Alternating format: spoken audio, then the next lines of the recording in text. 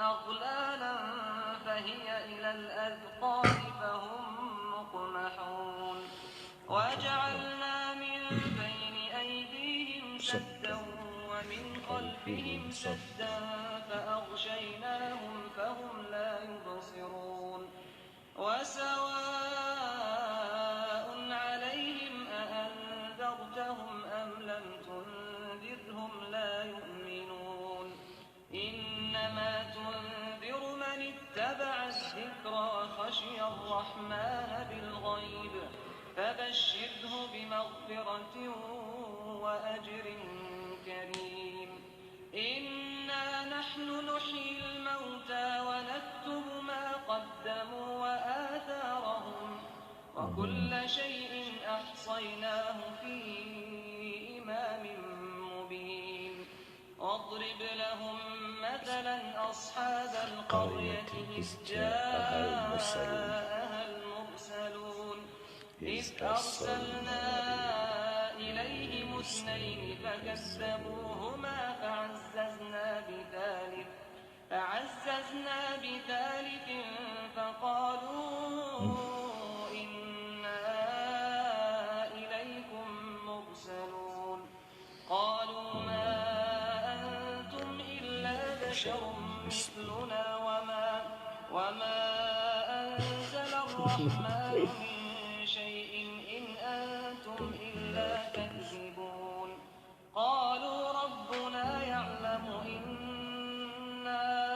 إليكم لمرسلون وما علينا إلا البلاغ المبين قالوا إنا تطيرنا بكم لئن لم تنتهوا لنرجمنكم وليمسنكم منا عذاب أليم قالوا طائركم معكم أئن ذكرتم بل أنتم قوم مسرفون وجاء من أقصى المدينة رجل يسعى قال يا قوم اتبعوا المرسلين اتبعوا من لا يسألكم أجرا وهم مهتدون وما لي لا أعبد الذي فطرني وإليه ترجعون أأتخذ من دونه آلهة إن يردني الرحمن بضر لا تغني عني شفاعتهم شيئا ولا ينقذون إني إذا لفي ضلال مبين إني آمنت بربكم فاسمعون قيل ادخل الجنة قال يا ليت قومي يعلمون بما غفر لي ربي وجعلني من المكرمين وما أنزلنا على قومه من بعده من جند من السماء وما كنا منزلين إن كانت إلا صيحة واحدة فإذا هم خامدون يا حسرة على العباد ما يأتيهم من رسول إلا كانوا به يستهزئون ألم يروا كم أهلكنا قبلهم من القرون أنهم إليهم لا يرجعون وإن كل لما جميع لدينا محضرون وآية لهم الأرض الميتة أحييناها وأخرجنا منها حبا فمنه يأكلون وجعلنا فيها جنات من نخيل وأعناب وفجرنا فيها من العيون ليأكلوا من ثمره وما عملته أيديهم أفلا يشكرون سبحان الذي خلق خلق الأزواج كلها مما تنبت الأرض ومن أنفسهم ومما لا يعلمون وآية لهم الليل نسلخ منه النهار فإذا هم مظلمون والشمس تجري لمستقر لها ذلك تقدير العزيز العليم والقمر قدرناه منازل حتى عاد كالعرجون القديم لا الشمس ينبغي لها أن تدرك القمر الليل سابق النهار وكل في فلك يسبحون وآية لهم أنا حملنا ذريتهم في الفلك المشحون وخلقنا لهم من مثله ما يركبون وإن نشأ نغرقهم فلا صريخ لهم ولا هم ينقذون إلا رحمة منا ومتاعا إلى حين وإذا قيل لهم اتقوا ما بين أيديكم وما خلفكم لعلكم ترحمون وما تأتيهم من آية من آيات ربهم إلا كانوا عنها معرضين وإذا قيل لهم أنفقوا مما رزقكم الله قال الذين كفروا للذين آمنوا أنطعم من لو يشاء الله أطعمه إن أنتم إلا في ضلال مبين ويقولون متى هذا الوعد إن كنتم صادقين ما ينظرون إلا صيحة واحدة تأخذهم وهم يخصمون فلا يستطيعون توصية ولا إلى أهلهم يرجعون ونفخ في الصور فإذا هم من الأجداث إلى ربهم ينسلون قالوا يا ويلنا من بعثنا من مرقدنا هذا ما وعد الرحمن وصدق المرسلون إن كانت إلا صيحة واحدة فإذا هم جميع لدينا محضرون فاليوم لا تظلم نفس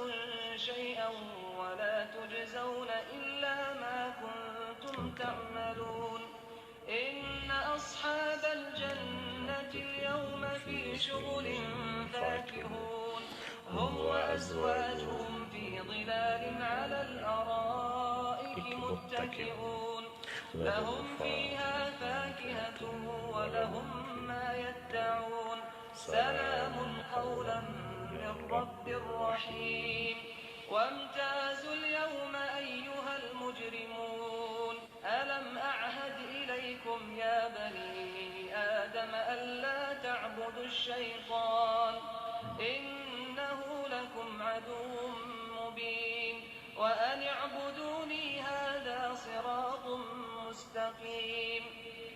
ولقد أضل منكم جبلا كثيرا أفلم تكونوا تعقلون هذه جهنم التي كنتم توعدون اصلوها اليوم بما كنتم تكفرون اليوم نختم على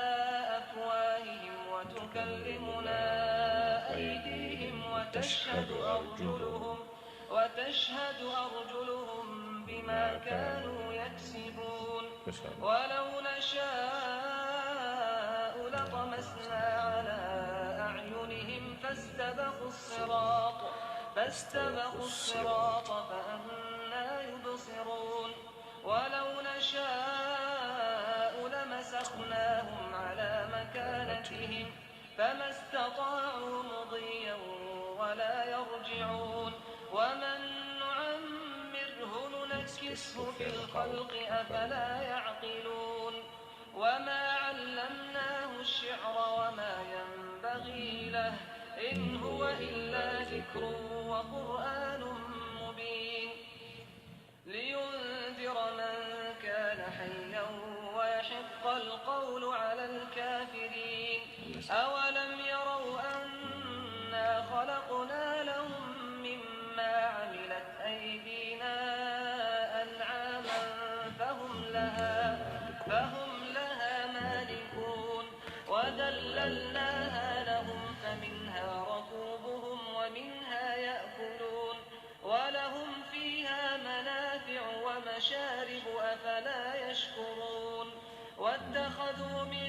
دون الله آلهة لعلهم ينصرون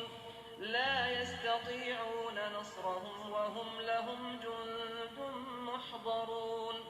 فلا يحزنك قولهم إنا نعلم ما يسرون وما يعلنون أولم ير الإنسان أنا خلقناه من نطفة فإذا هو خصيم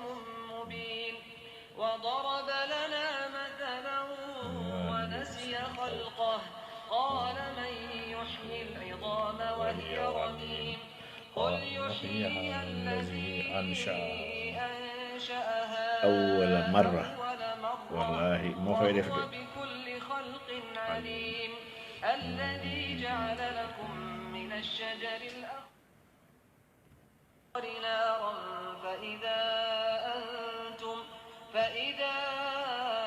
أنتم منه توقدون أوليس الذي خلق السماوات والأرض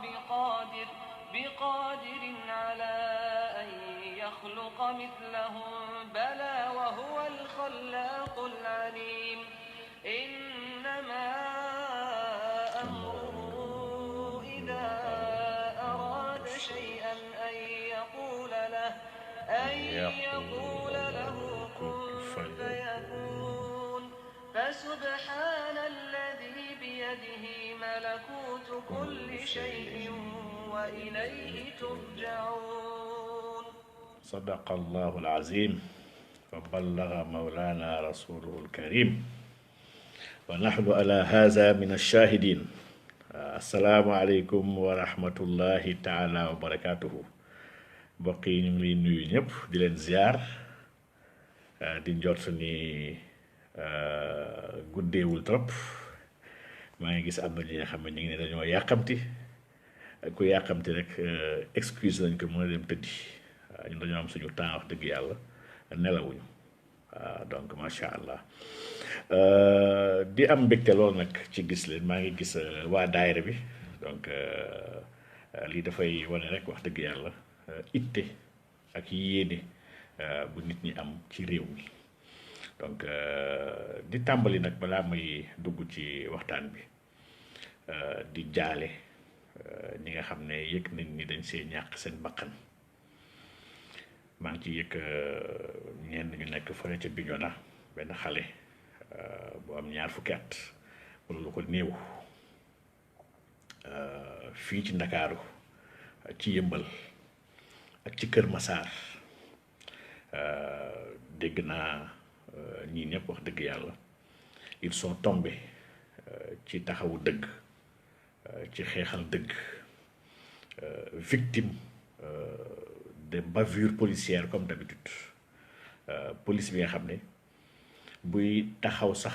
war a def mission de maintien de la paix wala d'encadrement de manifestation wala de dispersion de foule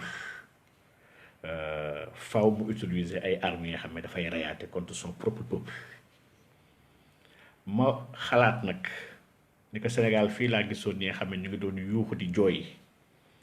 naan black xaw ma lan matters waaw naan xaw ma je suis xaw ma lan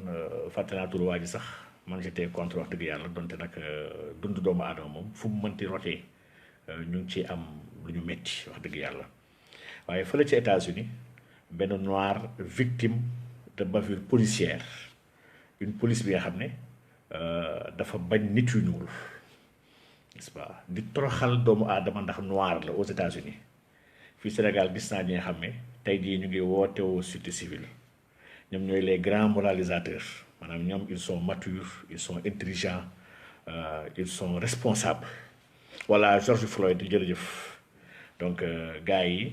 defoon nañ fi sax ñoom fii ay manifestations à Gorée à la Corniche di def les malins donc j'avais refusé d'y participer pour la simple et bonne raison que l'autre 18 ou 19 xale sénégalais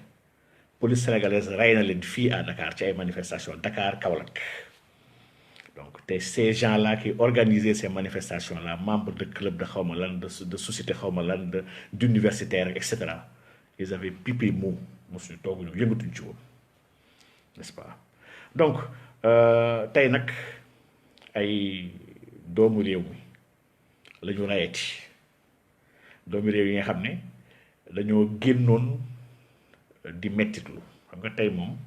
képp ku jàpp ni ñi génn tey dafa am nit bu leen génnee wala dafa am ku leen ñaax pour ñu génn wala affaire de Sonko moo tax ñu génn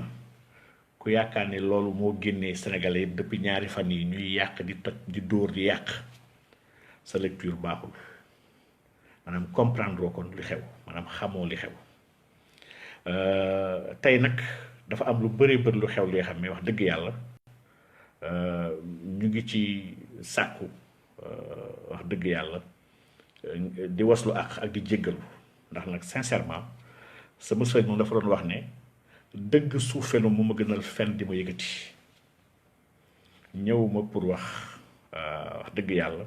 lu ñu ci naan kii macha allah il est pertinent il est mature man loolu mosuma intéressé sama aqulay taala rek moo tax may wax donc mbir yi dafa leer nañ n'est-ce pas dafa leer nañ depuis le début gis nañ li xew benn nguur la bi nga xam ne tey jii jug na ngir xoxotal doomu aadama yi xañ ñu suñu ay àq ak suñu yelleef di ñu fontoo di ñu wan ne faale wuñu xam nga ni dans un état sérieux su amee lu toll nii sax ci ay bakkan waxuma sax dafa bëri benn bakkan kese bu daanu te police sénégalaise rey ko kilifa yu gën a mag ci réew mi war nañu génn wax seen aqulay tala war a massawu war a waslu àq war a jéggalu ndax combat bi ñu nekk nous serons tous par force perdants il y aura pas de gagnant nous serons tous perdants waaye cool yi la question qu'il faut se poser nu ñuy nekk perdant ndax dina ko jar donc chaque fois Sénégal su amee manifestation bu amee ay dee toujours ce sont les préfets ak les forces de l'ordre ñoo koy créer toujours bu ñu génnee ay mbooloo pour sàmm doomu aadama yi aar manifestants yi xam ne manifestation préventive la manifestation de réclamation la manifestation de condamnation la fii Sénégal amuñu ay manifestation rayaate si les manifestants ne sont pas armés amu ci benn manifestant yu gis mu yor ay kalachnikov comme dans certains pays yor ay pistolet di jéem a tirer ci force loolu mosul am Sénégal donc Sénégal dëkk la bi nga xam ne dafa am tradition wu jàmm en réalité tradition jàmm bi nga xam ne ñii di ñu jiite veulent nous pousser à faire autre chose donc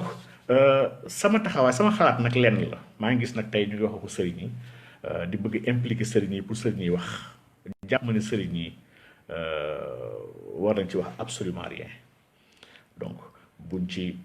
ñaaxaate buñ ci woote ne gars yi bàyyi leen buñ ci woon si ne dem leen toogi ji wax dëgg yàlla sëriñ si nañ leen bàyyi ñu toog ndax ñu ngi waslu ak ñu ngi ñaanal doomu aadama yi ñu ngi voilà ñu ngi lijjanti yeneen mbir yi xam peut-être dépassé waaye ñun dafa am li nga xam ne ñoo ko réglé suñu bopp ñun Sénégalais yi damay mettitul nag lenn li nga xam ne wax dëgg yàlla jàpp naa ni mooy yoon te loolu rek moo manqué ba tax mbir yi demee nii bi si jiitu mooy rey bi force du ñuy woowee force du désordre yi n'est-ce pas force du désordre yi rey bi ñuy rey askan wi c'est parce que dafa amul un répondant ci askan bi buy rey ay force de l'ordre wax dëgg yàlla moo tax ni ku ne duñu rey ndax manifestation bi nga xam ne ay ndaw ñoo ko porté ñi ay xeer lañu yor au plus police moom yor ay bouclier yor ay grenade lacrymogène mën a tasaare foule gis ma pourquoi ñuy jël ay balles vraies war ko tirer ay xale ay doomu réew mi ay yaakaaru Sénégal n'est-ce pas donc saa yu ñu rayee citoyen man sama àqulaataare moo tax may wax dama gëm dañoo war a ray policier bi ray kooku ndax ñun sax suñu diini yàlla daf ñu jàngal nañu le talion di wax la loi du talion bu ñu wax al xasas alquran daf ñu woo ci xasas ci nit ki wax dëgg yàlla buñ la rayalee nga rey ana aynu bi ayn wa uznun bi uzni wa nafs bi nafsi maanaam œil pour œil et dent pour dent lii alquran moo ko c'est écrit noir sur blanc dans le Coran c'est dans l'ancien testament lii mooy loi bu yàlla joxoon yoon ci yàlla Moussa alayhi salaam bu fekkoon saa yu policier rayee benn citoyen sénégalais ñu fexe jàpp benn policier ray ko wallahi azim policier su leen waxtee tër leen balle vrai ci askan bi ils vont réfléchir à deux fois parce que ñun ce ne sont pas nos ennemis n'est-ce pas police du suñu ennemi encore une fois xeexuñu police au contraire dañuy xeex sax police daf ciy gisi foofu incha allah police daf ci am wàllam ñu lu ñuy xeex mooy dëkk bi nga xam ne ñëpp a ciy maase yam du amati kumba am ndey ak kumba amul ndey du amati fitnaal doomu aadama du amati délit sax délit d'ambition maanaam soo amee ambition sax foog ñu fàggaagal la dammati la li fi xew fii Sénégal instant yi lu extraordinaire lii képp ku normal te nite mais daf laa war a metti daf la war a interpeller bu dee nañ sax léegi bay tëj chaîne télé yi nga xam ne ñooy télé yi fi nekkoon askan bi di joxe l'information en temps réel lu mel ñoom Walfadjri lu mel ñoom Sen TV ñu bëgg leen coller motif te ñoom lu ñu nekk di def suñu constitution moo ñu ko may ñun n'est-ce pas constitution moo joxe ci article 8 am droit à l'information suñu constitution moo ñu ko jox waxuñu manipulation journalistes yi jéemuñu manipuler kenn ndax mënuñu ko Sénégal fi mu toll il faut tamit ñu respecté wante xam ni fii ay dof nekkuñu fi ay dof nekkuñu fi de Sénégalais yi ils sont très mûrs fii amuñu kenn ku war a jox keneen leçon donc journalistes yi bu ñu joxee l'information di wane ni bërëb sàngam lii moo fa xew bërëb sàngam lii moo fa xew bërëb sàngam lii moo fa xew wax dëgg yàlla ñi coupé télé yooyu di mbubboo de gars yi dañu bëgg a taal dëkk bi ñii taal dëkk bi mooy ñi nga xam ne ñoo yor ay armes jël ay pistolet chargé ko ak ay balles vraies fekk ay xale yuy manifester ñu tiire leen ñii ñooy ñiy taal fitna mooy dungur yi nga xam ne ñoo fi nekkal nguur muy préfet yi muy ay gouverneur yi nga xam ne ci askan bi nga xam ne dafay ñaxtu ñoom amuñ ci xalaat lu may ñu leen brimer ñu leen tasaadee ñu leen toroxalee ñii ñoo ñuy taal fitna pourtant ay dëkk yu bëree bëri ay hommes de troupe ay forces de l'ordre yu responsable nekk nañ fa askan bi di ñaxtu askan bi di xeex ci biir xeexam forces de l'ordre yi encadre leen pour mën leen may kaaraange bañ yàqu-yàqu war fa am n'est-ce pas bañ sonalante war fa am bañ fitnaalante war fa am ndax li rôle force de l'ordre yi la en réalité donc mbir mi dafa nekk lu clair kon sama première chose sama premier problème mooy du yoon policier di rey doomu aadama ñun ñii ñëpp fii kenn ku nekk si ñun wax dëgg yàlla soo gisoon kenn mu rey sa frère wala sa doom bi nga jur yow kenn jàpp ko rey ko te nga gis ko man gëm naan doo ko bàyyi mu dund en tout cas man personnellement du ma ko bàyyi mu dund damay wax sama aqulay taala donc il est temps nag kon pour ñun ñii sénégalais yi pour ñu mën a jox leçon à cette police à ces forces de l'ordre là pour ñu comprendre suñu bakkan yi wax dëgg yàlla du ay ginaar ndax ginaar sa dafa am ay àq waruñu faat bakkan doomu aadama nii ci erreur ndax lii ay erreur la yi nga xam ne c'est pas sérieux et c'est pas normal ils peuvent disperser des foules ils peuvent faire le travail n'implique pas ñuy rey ay doomu aadama rey bi moom wax dëgg yàlla pour man dafa war a jeex te lu koy jeexal mooy ñun ñii askan wi mooy ñu tàmbali ñun tamit suñ ñu reyalee ñu rey lu tolloog li ñu rey alxuraan nag woowuñu ci ñu ëppal ci lu ñu tooñee ku la tooñ munoo fayu ba ëppale ba tooñaale ko ndax yàlla fa bañ tooñ waaye nag ku rey moom wax dëgg yàlla place am nekkul di dox ci biir mbedd yi place am nekkul ñu koy affecté waat ci beneen poste muy kunne reyaate place am nekkul mu toog di am promotion ñu koy neexal sincèrement ku rey dañ ko war a rey lii mooy la vérité donc lii moom ko war nañ ci waslu ak ba léegi incha allah à part de maintenant saa yu policier reyee ñu localiser ko pare rey ko lii moom déjà lii demande sociale te dañ ci war a taxaw incha allah ñaareel ba ñun dafa mel dañoo nekk di xeex à arme illégale n'est-ce pas dañoo nekk di xeex à arme illégale man ni may signaler ay nit yi nga xam ne ñuy dugg di jéem a saboter mais c'est normal il faut comprendre que dafa am ñi nga xam ne comprendre ñu enjeu du moment ndax ki nga xam ne nga sénégalais la Sénégal ñor la nga bëgg ko bu comprendre enjeu du moment du nangu ñuy mettre en mal pour ñu xuloo suñu biir ñu dañoo talul xuloo suñu biir kii ne moom président Macky à vie droit am la tey jii nag ñu dañoo taxawoon di wax ko résistance semaine bi yëpp soo leen seetloo ñu ngi invoqué suñu droit à la résistance face à l'oppression droit bi nga xam ne c'est un droit constitutionnel man aujourd'hui nekkatuma ci dynamique résistance s'il y a quelqu'un qui doit résister c'est bien ces tyrans là les tyrans ñoo war résister parce que la vérité moo war a jël le dessus te la vérité mooy lan la vérité mooy li yàlla tëral mooy dëgg li ñu bokk li ñu boole muy réew mi nga xam ne ñun ñoo ko moom réew mi ndax nag il faut ñu fàttali sincèrement aspect républicain man dama d'accord ci république xam nga nee naa ñëpp a ngi kaas soo seetloo affaire Ousmane Sonko yi ñëpp boo leen seetloo wax ji benn la ñëpp ay xeexandoo pour une chose mooy na justice jaar yoon na justice jaar yoon seetlu leen wax jooju na justice jaar yoon ko dafa benn Sénégal yëpp d'accord na ni justice jaarul yoon tey gis naa communiqué bu UMS Union des magistrats du Sénégal n'est-ce pas moom soo mu ngi woo ses collaborateurs ak ses collègues les magistrats leen bu leen xoxotal bu leen tiit bu leen kenn teg pression atte leen dëgg te yàlla tax donc kon y a un problème kon fii dëkk bi ci appareil bi ñuy wax appareil judiciaire muy un pouvoir bi nga xam ne yàgg nañ coow ñoom di wax dañoo bëgg indépendance te ils sont pas encore indépendants pouvoir boobu il peut être instrumentalisé par les tenants du pouvoir exécutif maanaam ñu nekk ci nguur gi kon am nañu mën-mën par rapport ak li leen représenté ci biir pouvoir boobu muy le procureur nga xam ne ndaw président de la République kese la ndax dunguru la wala boog agent la ci ministère de la justice ministère de la justice bi nga xam ne il appartient au pouvoir exécutif maanaam ci ay ndigalu président de la République la nekk ak ci ndigalu premier ministre bu fekkee ne am donc kon pouvoir bi dafa mel ni kon libre yàgg na koo coow di ko wax bu ñu eggee nag ci naan di ko laajte ke naan da dëggoog na jub ak na lépp daf ñu war a poser loo foofu une question fondamentale mooy ñun pouvoir bi ñu am justice bi ñuy doxal suñu demee bay laajte nan na tegu ci yoon justice boobu par essence mënul tegu ci yoon ndax loolu du justice lu ay nit tëral la c'est un compromis lu ay nit tëral la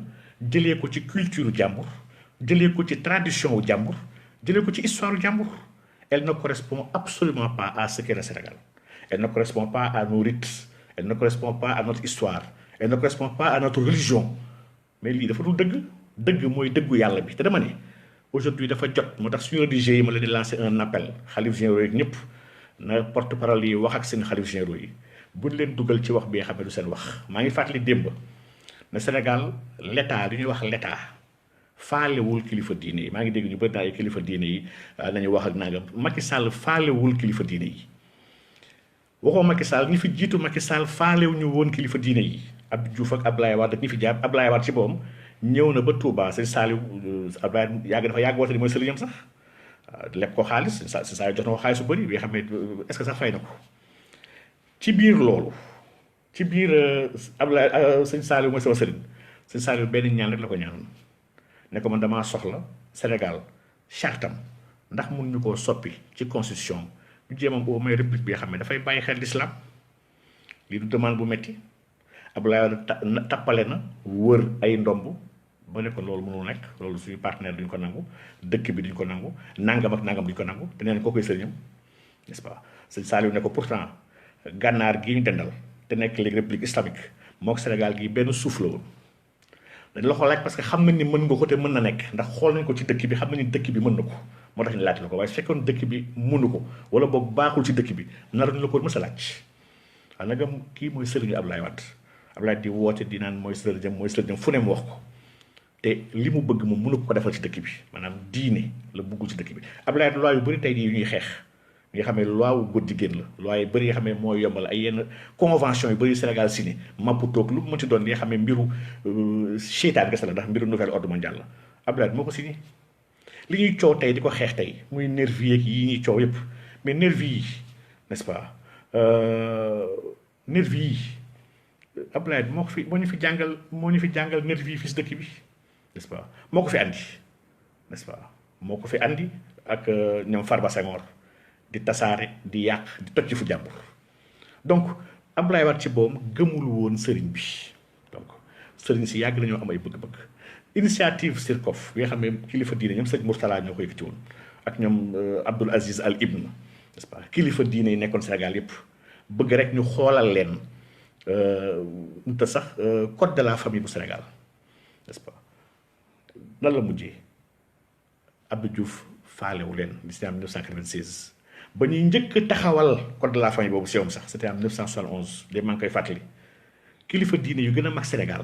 maanaam ñoom Baye Niass ñoom Alaaji Abdoul Aziz Dabakh ñoom Baye Mandione Laye ñoom Thierno Seydou Nourou Tall maanaam kilifa yu mag yi ñoo fi nekkoon ñoom ñoo bind ne ñoom dañoo bëgg ñu soppir ñu code de la famille bii ndax am na fi 74 articles yoo xam ne àndul ak charia dafa dàq chariatul islam ya dafa weddi alquran weddi sunna Yonent bi sallallahu alayhi wasallam fan la mujjee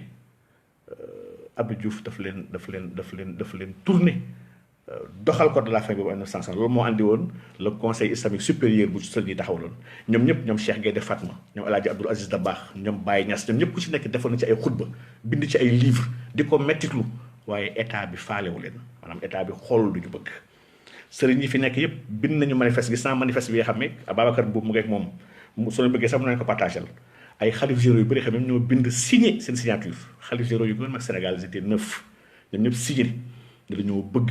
nangam ci réew mi te li ñu bëggoon kat mooy biiru góor jigéen homosexualité ñu dindi maanaam góor jigéen sax ñu xoolal leen code de la famille Abdou Diouf bañ Abdoulaye Wade bañ donc sincèrement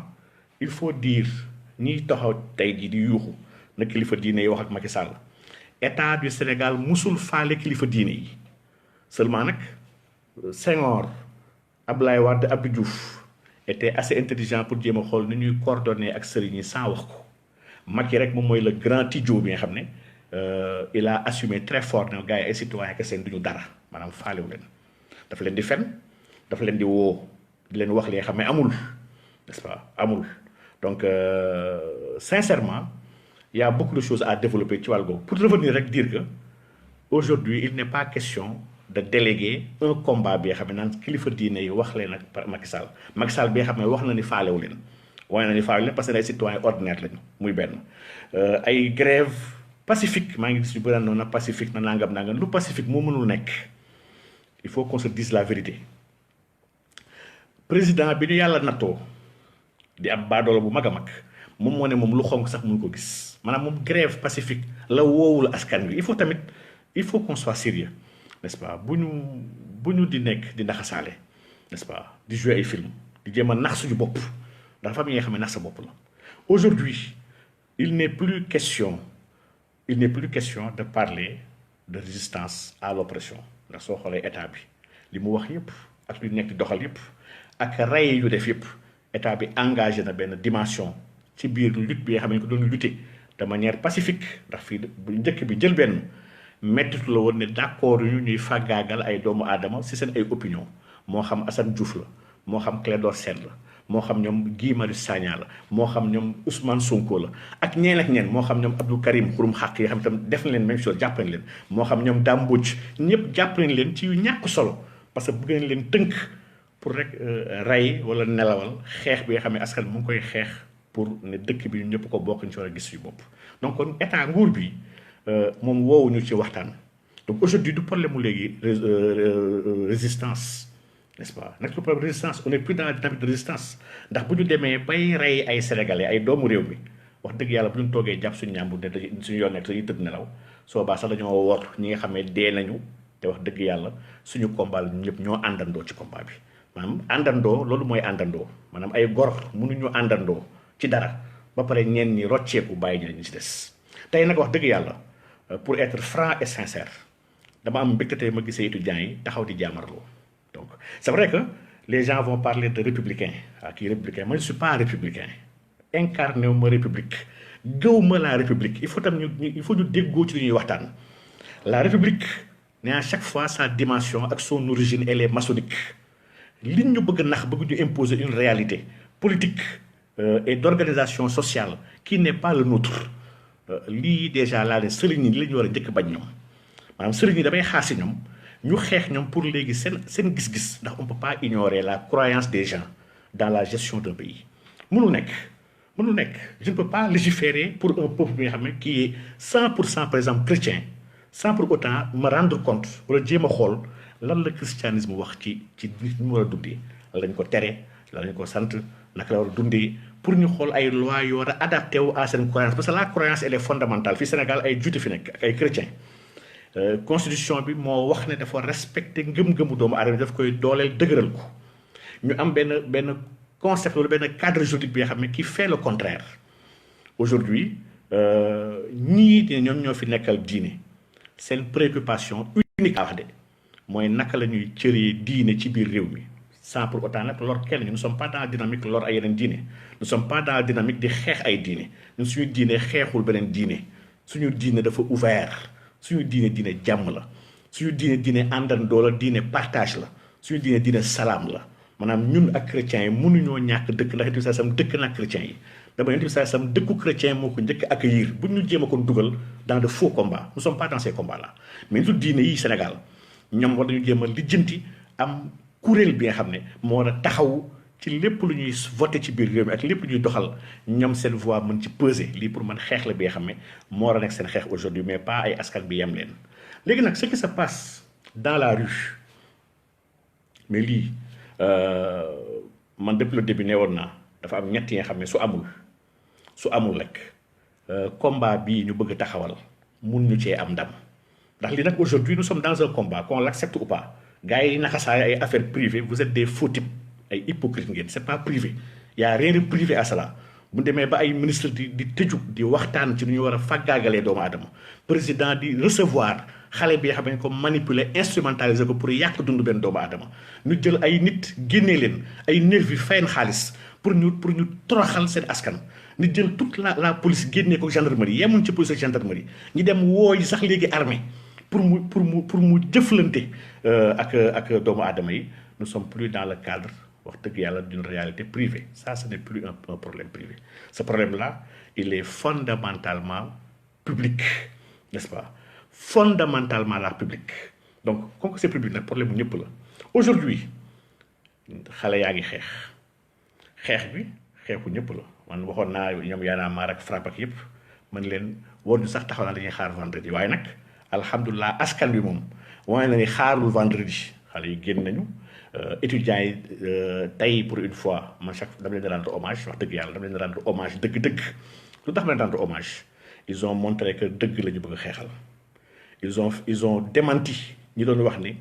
duñu génn mukk lu dul affaire de bourse la wala ay ceeb tey génnuñu pour ceeb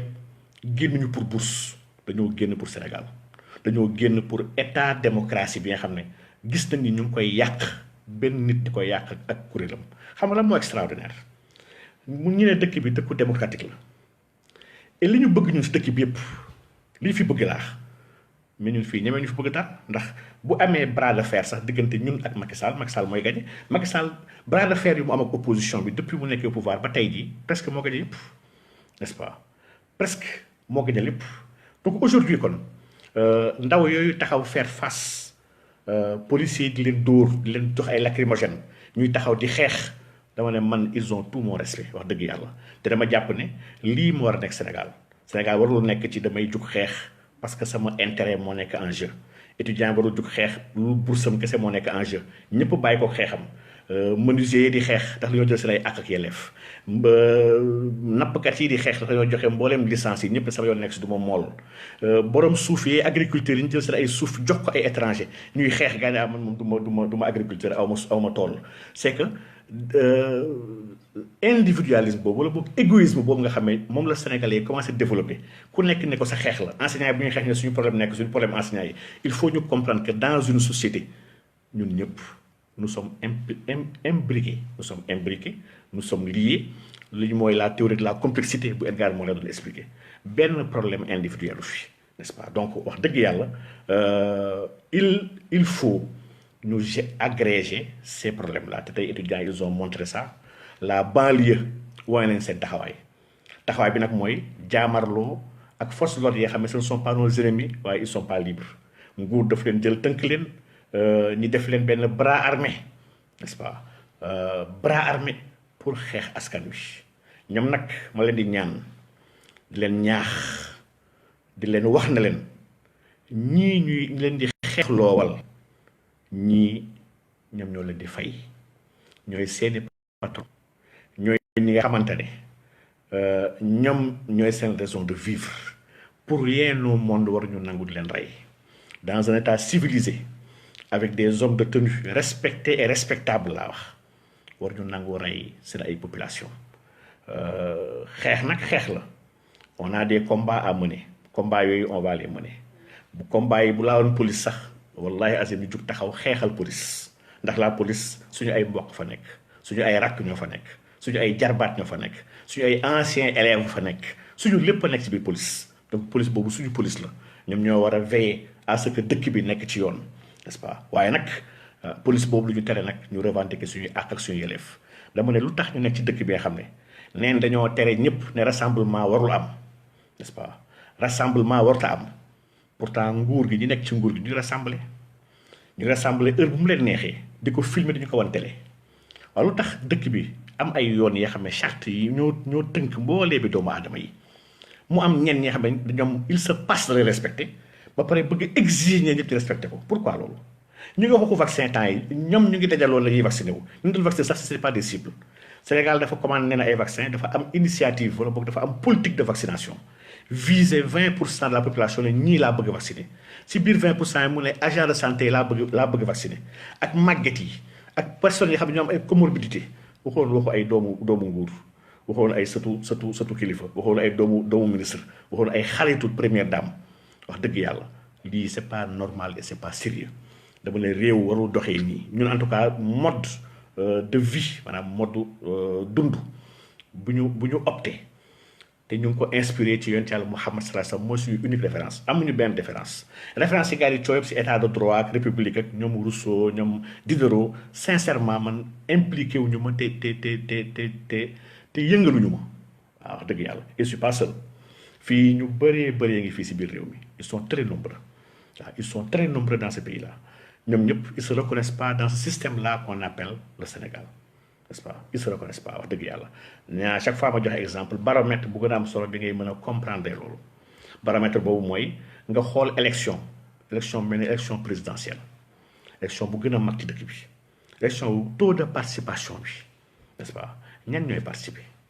taux de participation bi musul dépasser 30% ñi votel sax président mais musuñu mat 20%. C'est que ban légitimité la loolu am ban légitimité donc aujourd'hui il y a des exclus dans ce pays là exclus yooyu gisuñu seen bopp ci biir réew mi n'est-ce pas gisuñu seen bopp kon li ñuy woowee république tey wax dëgg yàlla ça nous engage pas nous tous bañ koy waxtaanee peut-être c'était à des années yu yàgg yoo xam ne ñun ñëpp juddooguñu woon lépp nag li nga xam ne ñëpp ko bokk périodiquement foog ñu koy toog di ko waxtaaneewaat di ko yeesal France bi nga xam ne suñu période yu bëri yu nekk fi tey jii moom lañ jël ñoom comme référence di leen bëggee di leen roy France boobu elle a fait des républiques waaw première république deuxième république troisième république quatrième république ba instant yi cinquième république aujourd'hui am na ñu bëri ñoo xam ne ñu ngi remettre en question république boobu di xalaat waxu sixième république n'est-ce pas donc ñi nga xam ni adduna bi wax dëgg yàlla dafa toll kon chaque fois jamono bu nekk lépp li nga xam ne jógewul ci yàlla lu ay nit tëral la périodiquement foog ñu koy remettre en question foog ñu koy améliorer foog ñu koy jéem a xool par rapport ak exigence su jamono ndax ñi koy tënk bañ koy tënk jamono boobu am na ay défis ak ay challenge yu bëri yoo xam ne il l'avait pas vu te dunduñu ko woon donc lii wax dëgg yàlla dafa am solo ñu bàyyi ko xel dafa am solo ñu comprendre bu baax a baax loolu xam ni instant bi il s'agit de combat ñoom olof ñu muy wax ne ma gars yi saaga non bu leen il faut les laisser ñii ñëpp xam nga lii mooy gétt gi laa tuddee gétt gi fam ñi nga xam ne dañ leen jàpp xontu leen di leen fay pour ñu def lii waruñu leen xañ seen liggéey lii mooy seen liggéey lii moo tax ñu leen di jox ay dërëm ndax amuñu qualification amuñu jom nit nag ki nga xam ne lii mooy liggéeyam wax dëgg yàlla ma duma ko xañ mën nañ ñëw saaga yi takkul fenn saaga yi moo ñuy wan rek nañu yoon bi suñu kilifa yi xam ne ñoon lañu jël def leen suñu ay référence leen bëggee ñun dañ doon xeex ngi fii sabilillah am ay dee yu dañ di rey n'est-ce pas ñun reyuñu dóoruñu jaasi jamuñu fit yóbbu doxuñu flèche ay saaga la ñuy def saaga yi war ñoo jaaxal bàyyi leen ñu saaga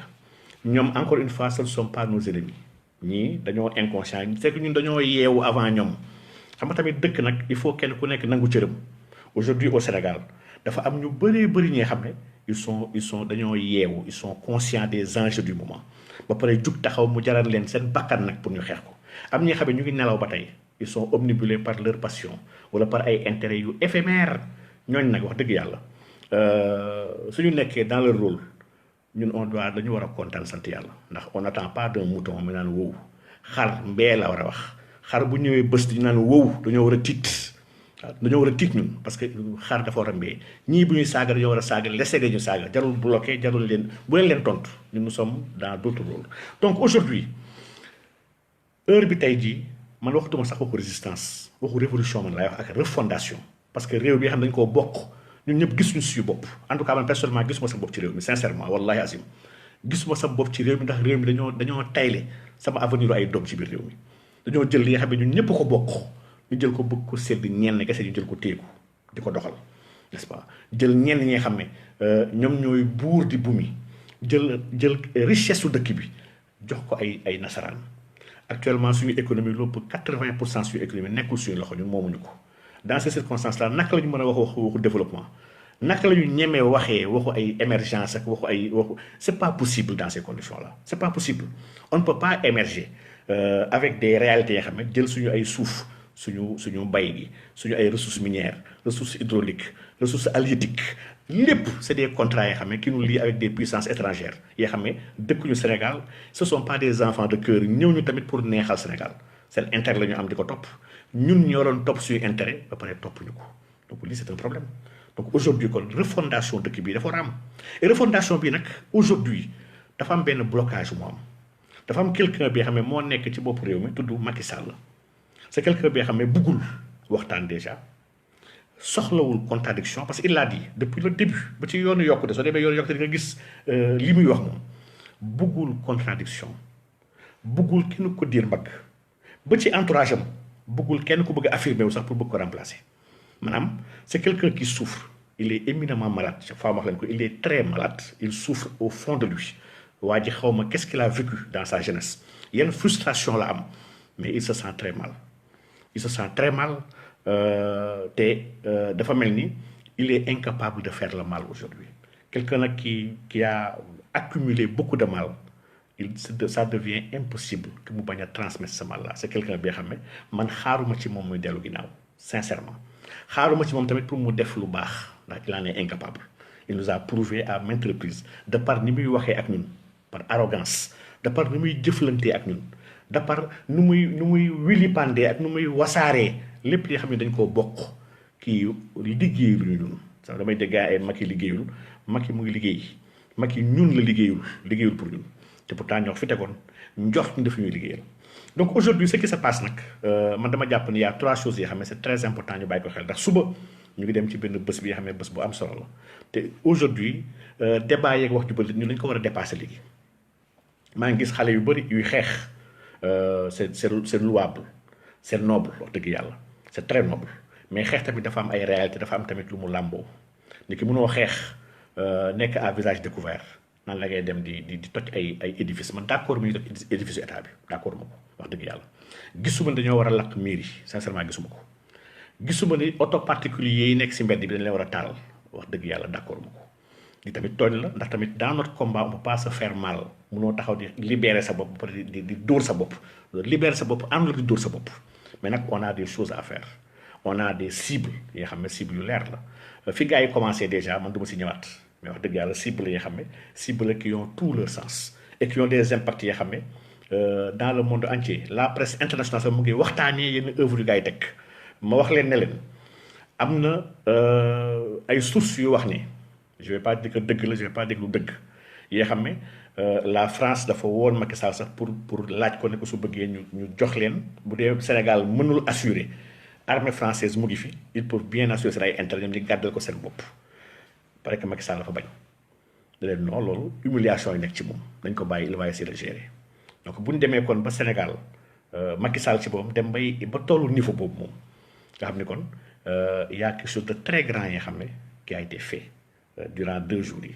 te diñ ko war a comprendre mooy lii c'est une série de frustrations yi xam ne moom la population yi dund lii du question de kese xew-xew Ousmane Sonko ni ñu ko jàppeelu dara non lii c'est des frustrations yu yàgg ñaata nit ñoo fi toog ñu xañ leen liggéey instant yi ndax seen tappale yi nga xam ne tappale Covid yi n'est-ce pas ñaata nit ñu tënk leen lu ñu liggéey ndax seen liggéey ñoom 21 heures la ñuy commencé wala 22 heures ñii ay siiru lañu ñii ay jaaykatu table lañu n'est-ce pas ñii ay dañoo yor ay clando ñii si station yi tàkk seen wërsëg ñu si bëri guddi la ñuy jëm a fonctionner pour am dara waaw lu tax ñi xañ ñëpp liggéey pare bëgg ñu toog tranquille c'est pas possible on peut pas appauvrir une population on peut pas se comporter irrespectueusement avec une population on peut pas empêcher à une population de travailler ba pare di attendre population bu sage di retaan di kontaan loolu mënul nekk li c'est impossible li c'est une agrégation de frustration c'est une somme de frustration de colère d'irrespect qu'on a subi lii moo nekk di exploser et explosion bi nag on aurait dû s'attendre à ça lu tax ñu waroon ko xaar mooy y a que 2 voies soit dañuy toog waxtaan pour régler les problèmes wala bu ñu waxtaan régler les problèmes bi dafay ñëw fëkk la dóor la su boobaa da ngay réagir par rapport au problème donc action moo fi nekk sur ce problème mooy soo ko jëlee en amont te loolu ay kilifa ñoo ko doon def te kilifa yi defuñu ko xaw ma pourquoi defuñu ko mun naam dañoo gëm ni mun ñu koo def wala ñu xam ki ñu ko séqal xam ne du leen faale ñu toog jàpp seen ñàmbur mais waxtaan en amont boobu nga xam ne moo doon andi une action collective pour régler le problème mujjul am donc su boobaa nag léegi réaction moo fiy des et réaction nag fi mu jëm kenn xamu ko chaque fois ma joxe exemple Jokunda Traoré bu nekkoon fii ci Mali au début de la résistance ak toj beeg xeex bi il n'était pas question dem palais jëlee fa Jokunda Traoré gars yi doon xeex ndax y avait beaucoup de choses yu xewoon ci biir Mali waaye xam nga résistance fa la mujjee ils sont partis au palais fekk fa Jokunda Traoré dóor ko génnee ko diri ko mujjee dem France pour faju ji donc lii raam wala fa naan lii raam sa ñag ba la jëm dans le cas du Sénégal lii raam jëmul ci ñag ba lu raam palais la jëm te loolu Macky Sall en est conscient xam na ko il a négocié avec la France sa garde rapprochée sax aujourd'hui c'est l'armée française manifestation bu amee drone yu bëri circulé wala avion yu bëri c'est l'armée française ñoo koy gérer donc këram à Mermoz c'est l'armée française toujours moo koy assurer donc wax dëgg yàlla il faut tamit ne nous trompons pas celui qu'on a en face bëggul bàyyi parce que dafa wóolu ñu ko dee ndax soo dégg see tapet muy xëccu am na ko dee donc wóolu na leen nag ba di jëflanteeg ñun nu mu ko neexee mbaju kanam borom moo koy fajal boppam may ñaan nag ñun suñu askan population bi ñu pare xam ni 3 yi moo mën a marquer ce qu'on appelle refondation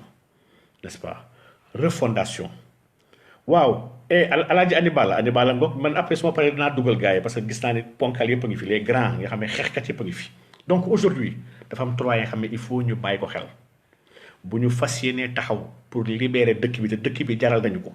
nous avions ñun ñëpp dans le contrat social qui nous lie avec le Sénégal ñun ñoo bàyyi woon yenn prérogatives yi xam ne suñu prérogative la de naturel maanaam y a un droit naturel bi xam ne yàlla moo ñu ko jox yàlla moo ñu wàccee si kaw suuf nañu yéen laa doon loo suuf si ñun ñoo ko moom yàlla nañu siixu fil ardi dox leen ci kaw suuf nu mu leen neexee protégez-vous nu mu leen neex ñun dañoo war a protéger suñu bopp man je suis armé ay armes yu bëri laa yor et loolu laay ñaan ku nekk na nga armé pour protéger sa bopp protéger sa famille yàlla moo ñu sant ci alxuraan nañu protégez vous et vos enfants n'est-ce pas c'est la famille donc Sénégal mooy suñu famille il faut qu'on se protège donc ñu jël suñu ay droits yu bëri yoo xam ne ñun ñoo ko moom ñu jël ko délégué ko à un collège bi nga xam ne jàppoon nañ ni ñii kat ay gor lañu nañ ñu liggéeyal nañ ñu defal li ñu bëgg nañ ñu servir di mu gën a muccee ayib ndax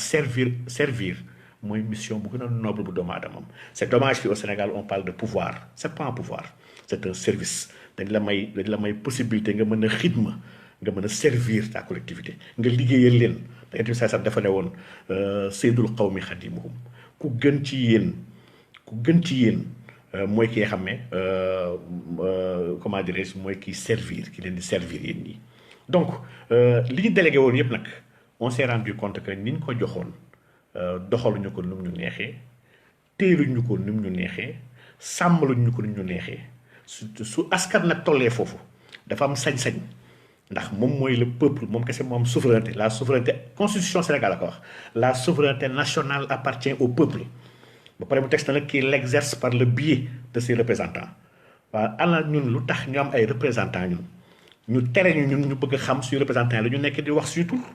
lu tax ay suñu presse ñu tere ko mu dugg assemblée pour déglu lan la suñu ay représentants yi xam ne ñun lañu fi nekkal lu ñuy waxtaanee ñu mën koo jot ñun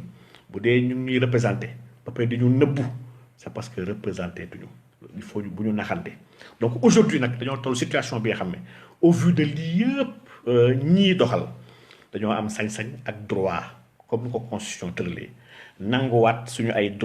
droit yi nga xam ne ñun ñoo ko délégué woon ndax lii dénkaane kese la woon du maye de droit yi c'est des droits divins n'est-ce pas droit divin la yàlla moo ñu ko jox askan bi yëpp maase bokk ko ma tax ñu tuddee ñoom loolu république donc dañ ko dénkaane woon waaye mayewuñu ko on les confie confier bokkut ak donner à vie on n'a pas mayewuñu ko de li nag dañoo am sañ-sañu récupérer waat loolu doxal ko suñu bopp pour baatare waat ndax jeu de carte bi nu mu demee baaxul ñu séddalee rôle yi baaxul ñu joxee pouvoir yi baaxul la participation citoyenne baaxul déjà on n'a même pas la possibilité de destituer un président de manière démocratique par les textes on n'a pas cette possibilité là dans des pays sérieux yi nga xam ne dañuy wax waxu démocratie foofu wax dëgg yàlla nit ki am na sañ-sañ et population yi am na ay nombre ak ay quorum yi nga xam ne bu ñu ko atteindre am nañu sañ-sañ mën a ne ñun kii d'accord tuñu nga jiite ñu din jóge fi pourtant lii moo amoon Sénégal fii naa la fii waalo gii nekk si kaw Sénégal waalo n'est-ce pas lu ñuy wax le Sebak Bawor qui est le conseil spécial bi nga xam ne fa la kàngam yi nekkoon pourtant ils avaient le pouvoir de destituer un braque n'est-ce pas il y a des braques fii au Sénégal nga xam ne ay buur lañu nga te destituer mu mës a fi am donc ñun dañoo nekkoon à des niveaux de démocratie yi xam ne avant tubaab bi di fi ñëw ñun tubaab bi jàngal ñu démocratie ndax tubaab bi moom si moom dundul démocratie donc aujourd'hui il s'agit de reprendre ces droits là qui nous appartiennent pour y arriver nag dafa am kaat yi xam ne bëgg naa ñu bàyyi ko xel bu si njëkk il faut qu'on accepte de nous inscrire dans la durée fépp fu àdduna bi fu révolution am fu askan jug xeex fu nguur dëngee ñu war ko andiwaat ci yoon ndax li yonent bi saay sam wax dëgg yàlla daf ñu ko jàngal chaque fois mu nettali histoire Aboubacar Sadiq bañ ko falee mu nekk amirul mu'minin kii mooy xalifu yonent bi sallallahu alayhi wa sallam mooy le premier xalif n'est-ce pas premier xalif bi nga xam ne moo wuutu yonent yàlla Muhammad sallallahu alayhi wa sallam ci régler l'islam bañ ko fayal la njëkk a wax askan wi dafa nekkat yéen xeet bi yéen askan wi yéen kat dañ maa fal ci seen kaw waaye man gënuma leen lii mooy premier discours Aboubacar Sadiq yéen ñi askan wi yéen nit ñi fal nañ ma tey ji seen kaw pour ma jiite leen waaye man gënuma leen su ma jubalee topp leen ma te ngeen dimbali ma si bu ma jàddee wala ma yàq nag tegaat leen ma ci yoon maanaam le devoir de remettre la volonté globale la volonté communautaire ci fi xam ne fa lañ ko bàyyi woon nga bëgg ko wàcc ñu andiwaat la fi ko defoon lii gàgganti bi ba si biir julli sax imam buñ ko falee mu taxaw ci kanam di jiite amul sañ-sañ di changer julli bi ndax dañ ko fal jiital ko ci li nga xam ne ñëpp dañ ci maase àndandoo d'accord ci bu xawee si kanam ne allahu akbar ñëpp ne allahu akbar mu bëgg tari benn wëy wala mu bëgg wëy benn chanson dañ koy sabbal ne ko attention fatiha nga war a tari soo taree fatiha pare nga teg ci saar bu la neex soo ko defee tamit moo def lu la neex da ngay ruqon soo ruqonwee mënoo jékki-jékki dem su joti non dañ lay sabbal ndax dañ laa jiital waaye moomoo te moomoo julli bi président yi dañ koo jiital Sénégal waaye moomul Sénégal te moomuñu bu bëggee jàdd yoon dañ ko war a gàggan tegaat ko yoon bu fekkee ni dafa nite war nañ ko mën a wax mu dégg ko tegaat ko ci yoon ndax loolu mooy askan bu sérieux askan bu màgg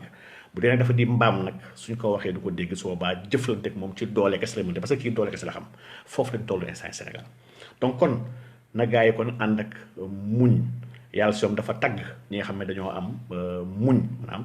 inna allaha ma as-sabirin la alxuraan wax yàlla ne dama ànd ak muñkat yi n'est-ce pas yàlla dañuy wax ni muñ leen ndax yàlla si turam la moom mooy as-sabuur n'est-ce pas kon dañoo war a inscrire dans la durée bañ a yàqamti bañ a paraxee li nga xam moom la ñu bëgg ci réew mi ndax révolution bi nga xam ne en tout cas man révolution bi nga xam moom laa bëgg ci réew mi révolution nga xam ne jàngale yoon ci Yàlla Muhammad sallallahu alayhi wasallam dañ ko war a jël en compte pour defar benn assise bu bees bi nga xam ne dañoo war a waxtaan ci ban Sénégal la ñu bëgg wallahi azim fii laa koy wax si kanam ñëpp de wallahi azim laa jaral na ma dee pour loolu sotti bu dee dafa soxla benn bakkan kese billahi wallahi yàlla na nekk sama bos ñëpp mucc lii moom dama ko gëm sama gëm-gëm laay wax donc révolution boobu nag ñun duñ ko caaxaani dañ koo gëm dañ koo bëgg dañ koo soxla ndax ñi nga xam ne ñun ñoom ñooy lañ jàpp ni ñooy les pères fondateurs de ce pays là kilifa yooyu nga xam ne ñoo fi jaaroon kilifa yooyu wax dëgg yàlla ci diin la ñu woon ay taalibe yoon ci Yàlla Muhammad sallallahu alayhi wasallam lañu donc mun ñu ignorer jàngale yoon ci Yàlla Muhammad ak jàngale yoon ci Yàlla Insa pour tabax base bu légitime légal ba pare mandu pour réew mi mënul nekk c'est juste impossible wax dëgg yàlla donc bu ñu jaawatle dañoo yàgg jaawatle fii Sénégal combat bi dañoo yàgg combattre des effets di combattre ay conséquences d'une réalité alors que la cause dañoo war a combattre quelle est la cause le début li xam ne mooy li suqat li ñuy dund tey jii loolu moo jar a xeex te loolu ba tey xeex guñ ko fii on s'est sanctionné chaque fois dañuy dund ñu metti ñu am jàkkare Macky Sall bi kan moo ko gënoon rafet discours kan moo ko gënoon neexi wax 2011 pourtant nax na waa Sénégal ñu bëree bëri naxul ñëpp nag waaye nax na ñu bëree bëri Abdoulaye Wade ña ñoo fi tegoon askan bi yëpp a jug xeex am na si ñu dee ci 2000 pour Abdoulaye ñëw yëg au pouvoir n'est-ce pas wax dëgg yàlla pourtant Abdoulaye bu mu yéeg au pouvoir la ñu dal mujj ñu xeexaat ak moom pour jëlee ko fi ndax dem na ba commencé yaakaar ni mbir mi moomeelam la moom ci moom ñi xeex au lieu ñu votel doomu aadama ñun on a sanctionné Abdoulaye Wade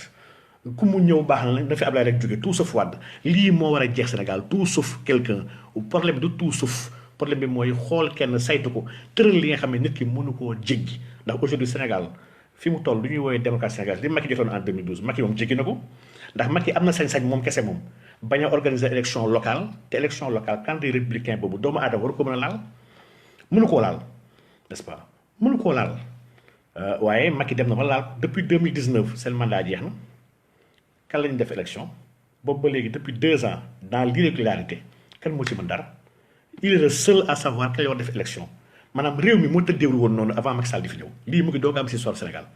nit ki xam moom kese moo yor les clés ak les dés du jeu démocratique bi nga xam ne moom moo ñu boole ñu ñëpp lii c'est trop lii daal dama ne jar naa xeex laa wax waaye bu ñuy xeex it dañu xeex pour teg li nga xam ne mooy lii saafara suñu ay problème pas pour ñab-ñabal le problème pas pour andi des solutions cosmétiques wala des solutions conjoncturelles ñun c'est un problème structurel c'est la structure de ce qu'on appelle le Sénégal qui est une construction coloniale la tubaab bi moo créé Sénégal Sénégal la suñu construction suñu mag ñi créé wuñu ko fii ay royaume ñoo fi nekkoon yu indépendant royaume bu nekk am na muy dundee am son code am ses coutumes am ses traditions am ses normes am son organisation économique politique sociale culturelle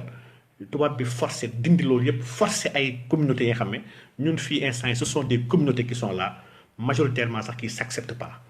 ndax bu ay homme politique demee ba mën a instrumentaliser ay communautés ñu dem ba yaakaar ni nous sommes des ennemis alors que nous ne le sommes pas nous sommes une nation soo xoolee doomu wengal ngemb yi ñii nekk fii doomu temps yi moom wax boobu dama ko tàmm trop doomu wengal ngemb waaye ñi soo gisee ñii taxaw di saagante ak ñun te ñun ñu jël suñu lépp jaay ko pour réew mi xam nga ni instant bi heure bi ñu toll ñi bëri ñu nekk fii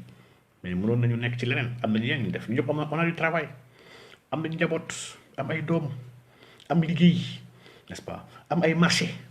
n'est-ce pas am lu bëri mën a def am ay jaamu yàlla aussi guddi àjjuma ji am nañu ay dog ak ay askar yoo war a mën a def bu ñu bàyyi yëpp taxaw di waxtaan yi lu ñëpp bokk dañoo xam ne lii jihaat la te ñu ne yàlla fi ñu war si alxuraan jihaat boobu farata la farata boobu mu nekk nag moo tax mun ñu koo délégué te mun ñu koo absent dañ ko war a assumer advienne que pourra nag incha allah donc li njëkk kon mooy mënuñu ñàkk inscrire dans la durée pour ce combat là muy benn waaye ñaar mun ñu concentrer tout le combat autour d'un seul lieu wala autour de quelques personnes combat bi dafa dépasser tout ce qu'on appelle leader man moo leader sax daf may déranger fii y a pas de leader fii yàllaa fi ne alxuraan dafa ne qul jaa al haqq wa zahaqa al baatil waaw fii yàllaa fi ne amul leader ñu bëri man damay génn saa yu ne damay génn amul ku ma génnee sama diggante ak yàlla c'est pour mën a génn yéen sa moo ñu jàngal nañu képp ci yéen ki xam ne gis na lu dul yoon na ko jéem a soppi na ko jéem a soppi d'abord par sa main par yéen daf ñu wokkoon ci action on doit agir n'est-ce pas mu ne soo ko defee par ta mais mënul sotti mu ne soppi ko par ta bouche mu soo baa wax ci n'est-ce pas boo ko waxee mënul soppeeku mu soo baa la nga soog ko métti sa biir xol nente loolu moo gën a ndaw ci biir iman donc kon sama gars yi suñu diine mu ñu obligé mënu ñoo toog benn place toog xoole yéen teg si encore nañu képp kii xam ne mbiri jullit ñi intéressé c'est parce que bokkoo si jullit ñi man lam yaxtam bi am lil muslim na fa sa minhum n'est-ce pas kon ñun on n'a pas mënuñu neutralité sax moo amul ça n'existe pas on parle de neutralité quand quelqu'un dafa faral kenn ndax quand on est neutre devant ñaar ñuy xeex ñëpp xam ne kii moo mën kee yow kii mën nga faral rek da nga koo bañ a assumer rek waaye da nga faral kii mën aujourd'hui dafa am kenn nga xam ne moo yor l'ensemble des pouvoirs entre ses mains gars yi def ko un vice-dieu dans ce pays là donc lii nag pour man mooy le cœur du problème ndax li Macky nekk di def actuellement sañ tëj ku ko neex sañ nangu ay normes créer fi état d'urgence yor dispositif bi xam ne heure bu ko neexee mën na ko dàbbali heure bu ko neexee mën na ko téye mën na plonger dëkk bi fu mu ko neexee instant yi rey sax instant yi dagal na ci moom waaw rey sax instant yi dagal na parce que instant yi bali yi jël yëpp état d'urgence neen moom la nekk n'est-ce pas lii Abdou Diouf yemoon na ci ba mu ci nekkee utiliser na ko di faggaagal ay nit yu ko neex di tëj ku ko neex nekk ko super puissant avant moom Senghor nekkoon na ci di rey ay askan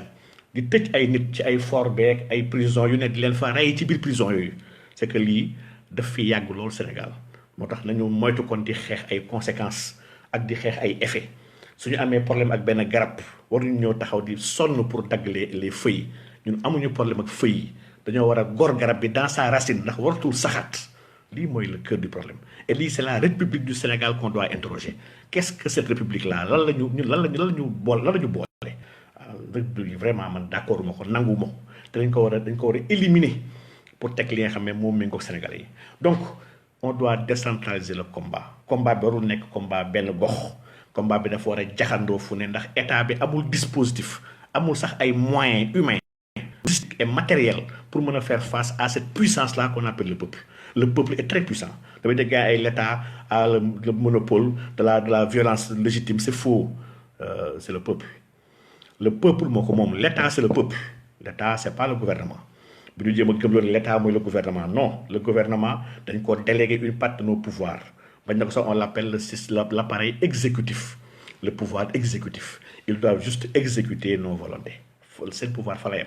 quand ils veulent outrepasser le pouvoir on doit être là pour leur rappeler que non on vous avait pas ñun joxuñu leen woon prérogative yi ngeen bëgg xëcc prérogative yi ngeen aakimoo bëgg nekk ñi nga xam ne da ngeen di dogal di soppi suñu bëgg-bëgg di changer li nga xam ne moo ñu boole muy constitution sans suñu consentement ñun su bopp toog sax si dimension bi nga xam ne mënatuñu changer suñu constitution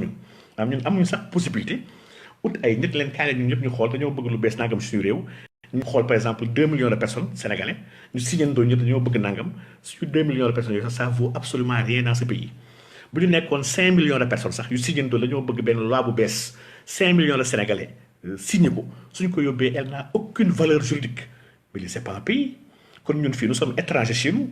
lii moo waral ñun sénégalais ma nekk nit ku ñuul su ma fi nekkee am ay tubaab wala ay chinois wala ay naar yu am fii ay intérêt ci biir réew mi économique su ma bëggee ñoom ñu bëgg dañ ma koy xañ jox leen ko ndax man je suis étranger chez moi c'est que lii mooy la réalité du Sénégal nous sommes étrangers chez nous laa jël ñu nekk si campagne gerte bi laa jël ministre bi nga xam ne fen rek la def ci gerte gi ne def nañu 1 million et quelques nangam te fekk dafay fen suñu producteurs yaa ngi fi huiliers yaa ngi fi ils peuvent pas mënuñu am gerte liggéeyuñu de instant yi liggéeyuñu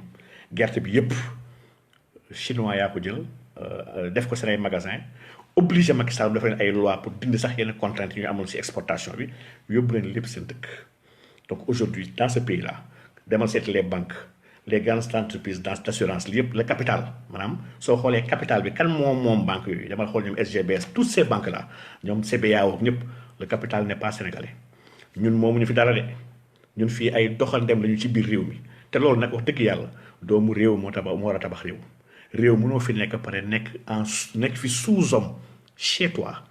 wax dëgg yàlla lii doy na waar te lii yenn dérive yu bëri yu am yenn dëkk yi nga xam ne l'extrême droite dafa commencé am foofu doole muy racisme bu doy waar ils se sentent exclus dans le système économique et le système de prise de décision chez eux te wax dëgg yàlla dafa neex fii ku fi am sa kër fii jékki-jékki benn waay jóge fee dugg sa biir kër di commandé la ñuy togg du ñu warul togg di commandé bon bi fa lay dugg fu mu warul dugg say doom fu ñu war a jàng fu ñu warul jàng seen leçon ñu war a tari ko war a sieste ko warul sieste dugg sax sa biir nekk sa kaw lal bëgg fa tëdd nelaw saa doo jug xeex ak waajooju moo ñu dal Sénégal nag instant bi moomuñu fi dara. Donc sama deuxième problème kon mooy nañ décentraliser le combat bi man dama jàpp ni banlieue ak université ñaar ñii ñoom ñooy les deux piliers yi xam ne ñoo war a téye combat bi xam ne moo war a mën a am ndam Sénégal lépp lu war a amal ndam Sénégal wax dëgg yàlla ñaar yi buñ si joué seen rôle dina sooxe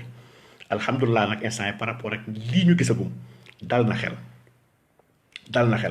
waaw anatomie Tony ne ma terroriste la bon le mot est très fort nag je suis pas terroriste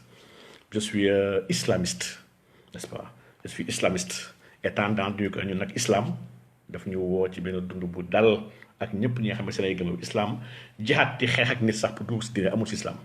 nous n'avons pas ces problèmes là lii yëpp ay invention la yoo xam ne noonu l'islam yi ñoo ko créé ñun on vit en harmonie et en paix képp nag ku ñëw bëgg ñu xañ li ñu bëgg dund dañoo am devoir xeex ak yow te aujourd'hui au Sénégal lu ñuy dund fii nag ñun dañoo xañ suñu ay droit en tant que jullit may ñu sax droit ci tribunal bi nga xam ne mën nañ ñu àtte par rapport suñu gëm-gëm dafa war nekk un choix pourquoi ñu war a àtte ñëpp suivant un corpus et un code juridique laïque bi nga xam ne ay francs-maçons sax ñoo ko bind ay hommes de peu de vertu ay góor jigéen yu mag ñoo bind corpus yooyu pourquoi ñu war a nangu ñuy àttee loolu ñun alors que nous sommes 95% de personnes yoo xam ne ñëpp ñoo gëmandoo ni lépp lu jullit di war a àtte woo na fekk mu jóge si borom ñun xaw ma nous sommes faibles xaw ma dañoo liggéey wala dañoo dof dama ne amul ku gën a maandu yàlla subhanahu wa taala amul ku gën a jub te ñu war koo topp ku yonent bi sallallahu alayhi wa sallam n'est-ce pas donc dama ne ñun jihaad ñun la gën a war dañoo war a jihaad suñu jihaad nag c'est pas dirigé contre ay gëm-gëm contre ay diine n'est-ce pas ku taxaw sax ne moom gëmul yàlla amuñu problème ak moom n'est-ce pas waaye dañu war a bàyyi dund suñu diine tamit comme on l'entend sans nous déranger waaw lii moom lii tooñ la donc alhamdulilah nag donc pour dire que kon le deuxième problème mooy il faut ñu décentraliser xeex bi dans les régions dans la banlieue à l'université na ñëpp ku nekk jouer rôle am il faut pour changer un système il faut nga étouffer ñi nga xam ne ñoom ñooy fitnaal doomu aadama yi dans ce système ñuy fitnaal nag on les connaît xam nañ leen c'est bras cassés là gétt gi ñuy woowee nervi yi gétt gi nekk fii n'est-ce pas le grand idiot en chef muy Macky Sall waxoon naa leen chaque fois te lii Charles Gaff daf ko doon wax un idiot balaa nga koo xam rek da ngay xool son entourage il nomme des super idiots parce que il a envie de paraître intelligent moom la Macky Sall def Macky il a nommé des lascars voilà des vauriens ay nit yi nga xam ne lépp lu ñu mën a def pour mën a continuer di xéewalu ci teraanga yooyu ñu am n'est-ce pas ils vont le faire ñii nag il faut les aider illustré sam nag daf ñu jàngaloon nu ñu war a aider doomu aadama encore une fois may wax nag ni aider doomu aadama dafa am ay prix dafa am un prix aider bu jaree dee wax dëgg yàlla fi ñu war a jaral ñu dee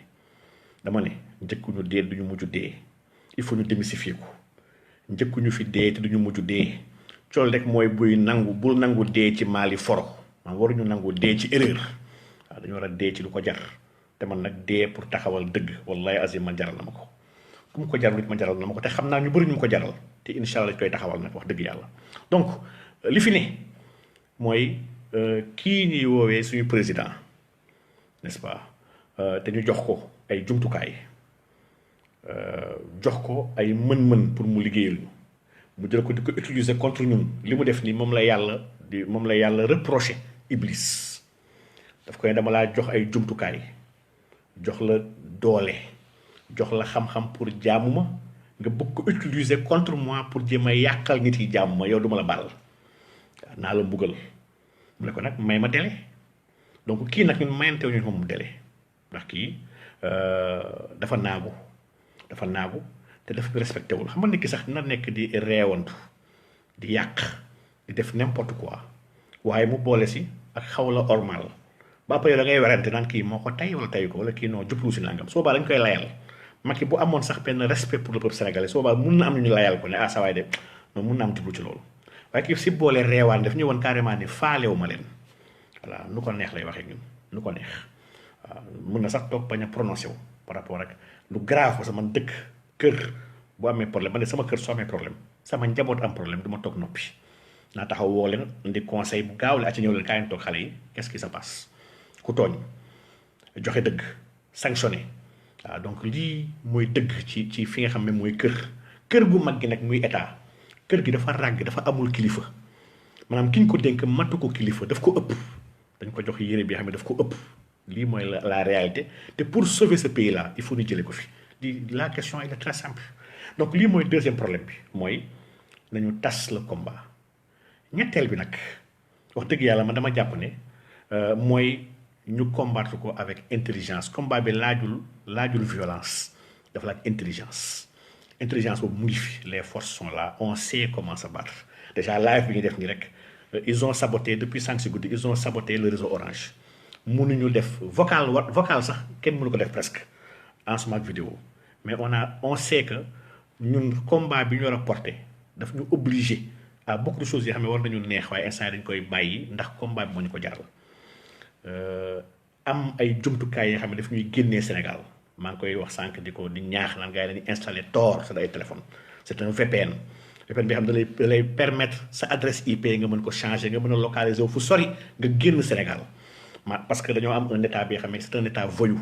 bu investir lu bëri dans le renseignement ak dans l'espionnage donc am ay réseau ay jumtukaay génn Sénégal pour mën a planifier moytu les téléphones bàyyi di wax stratégie ak plan ci ay téléphone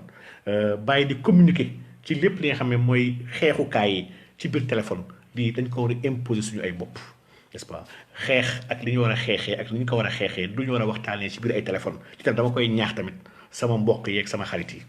di fàtte tamit ne dans les grands artères n'est-ce pas dans les grands artères yu nekk reconnaissance faciale yi état bi daf ko nar a jëfandikoo pour jéem a traquer ay doomu aadama yàq seen adduna comme que dañoo nekk si jamono Covid nañ si profité sax respecté waale les gestes barrières après solaale ay masques n'est-ce pas les masques yu jël sa kanam bi yëpp sauf sa ay bët wareef la da ko xale yi di ko sol n'est-ce pas donc y a beaucoup de choses yoo xam ne nañ ko organiser man dama jàpp ne xeex mooy lu ñuy organiser nit ki lépp lu ñu organiser wul amoo si stratégie n'est-ce pas du gaaw nga am ci ndam sëñ Cheikh Tidiane Sy Al Maktoum dafa doon wax ne mu ne fenn bu ñu organiser mooy gën a sori dëgg bi nga xam ne kenn organiser wu ko donc on a besoin de nous organiser avec stratégie avec intelligence n'est-ce pas on a beaucoup de choses à faire fii y a beaucoup de choses à faire man tey j'aurais adoré gis waa Guédiawaye wala ñu dem par exemple ci tribunal bi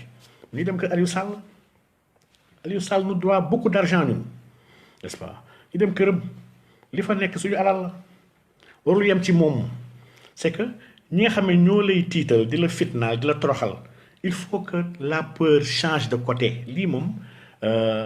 incha allah ci fan yi ñu nar a nekk moom wallahi la peur va changer de côté ndax la peur a déjà changé de côté sax ndax ceux qui sont là en face de nous ils ont peur n'est-ce pas donc ñun nag tiituñu nous souffrons d'aucun complexe nous n'éprouvons pas de peur wax dëgg yàlla peur xamuñu ko jàpp ñoo ñàkk ñu jàpp la ñu yemale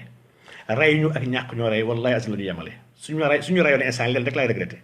mooy fekkee moom fu ñu taxawalee état bi xam ne dawlatul islam yi la fii Sénégal loolu islam la regretté mais sinon lépp ñu doon def dañ ko pare bu dee am njaboot am nañ njaboot bu dee am teraanga am nañ teraanga ba pare li teraanga bu nit ki soxla àdduna am nañ koo pare n'est-ce pas àdduna bi nag nous sommes juste de passage àdduna benn stage kese la nous habitons pas ici fii dëkkuñu fii n'est-ce pas te fii du pour dallu du pour reposer wu chaque fois ma nettali ko gars yi di leen ko fàttali soo demee armée la gis gars yi bind fa ici repose du fii ci kaw suuf ici repose armée ya la waaye nañ liggéey li nga xam moo ñu fay xaar foofu incha allah nous sommes pas là pour nous reposer n'est-ce pas fii yorul yomb fii prison la yéen sax nee na ad dunya sijnun lil mu'min n'est-ce pas na adduna c'est une prison pour le croyant n'est-ce pas alhamdulilah yàlla ñu yàlla defal tawfiix nag yàlla ñu yàlla defal yiw n'est-ce pas waa ji sama waa ji may laaj moom Mali Sène ne ma xamante ne pas Sénégal si maa ngi Sénégal de Sénégal gii laa nekk Ndakaaru gii laa nekk les forces de l'ordre les forces du désordre yi nga xam ne lépp luy rey luy am Sénégal toujours ñoo koy andi xam nañ bu baax fi ma nekk xam nañ fi mu dëgg man làqatuma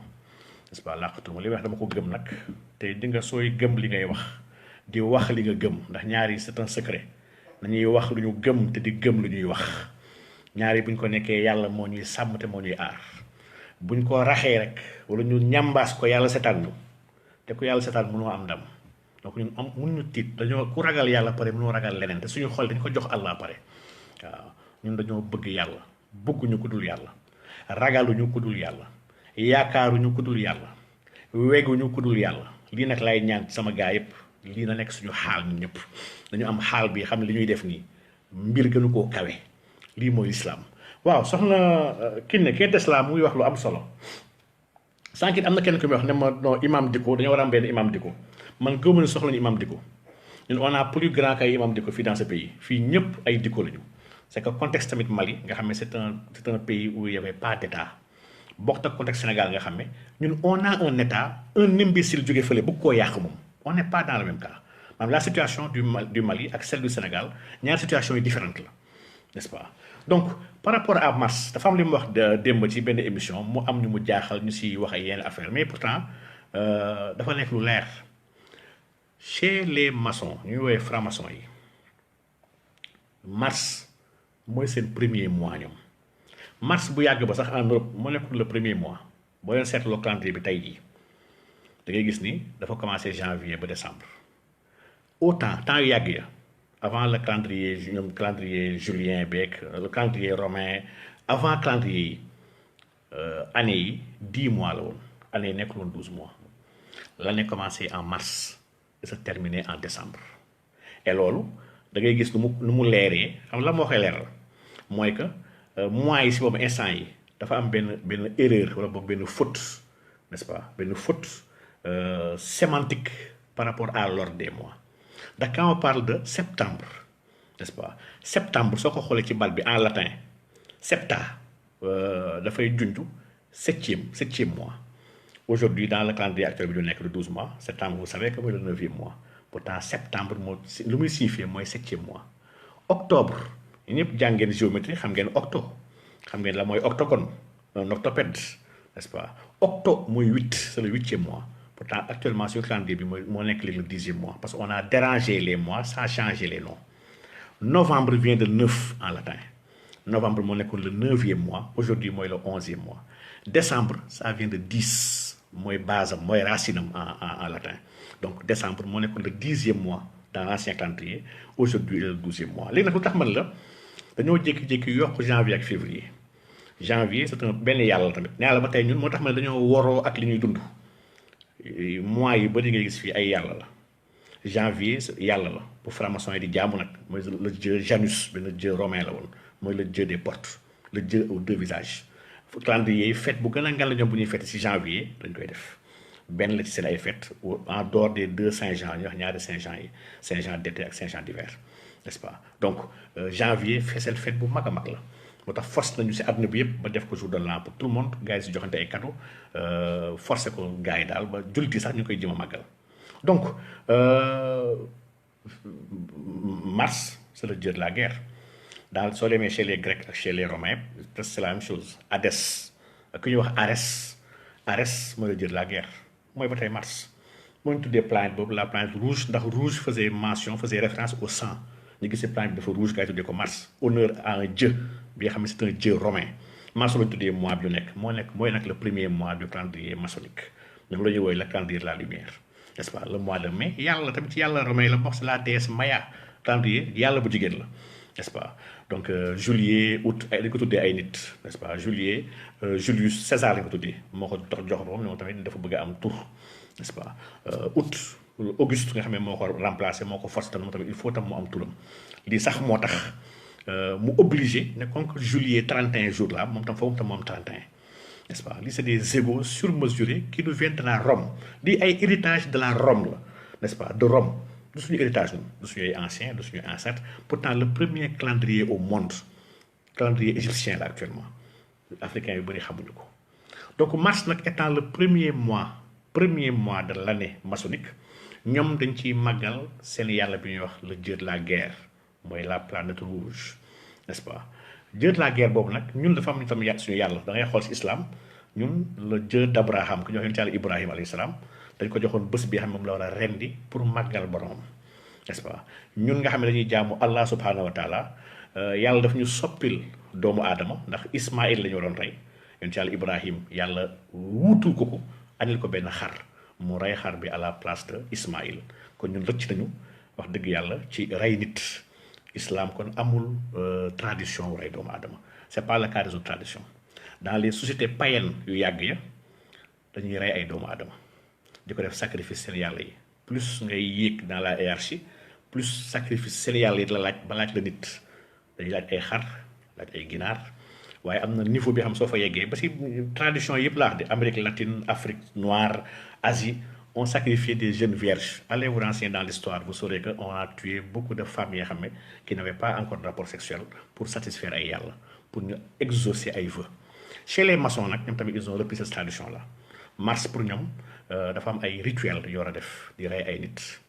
Ils peuvent le faire nag quand dans leur loge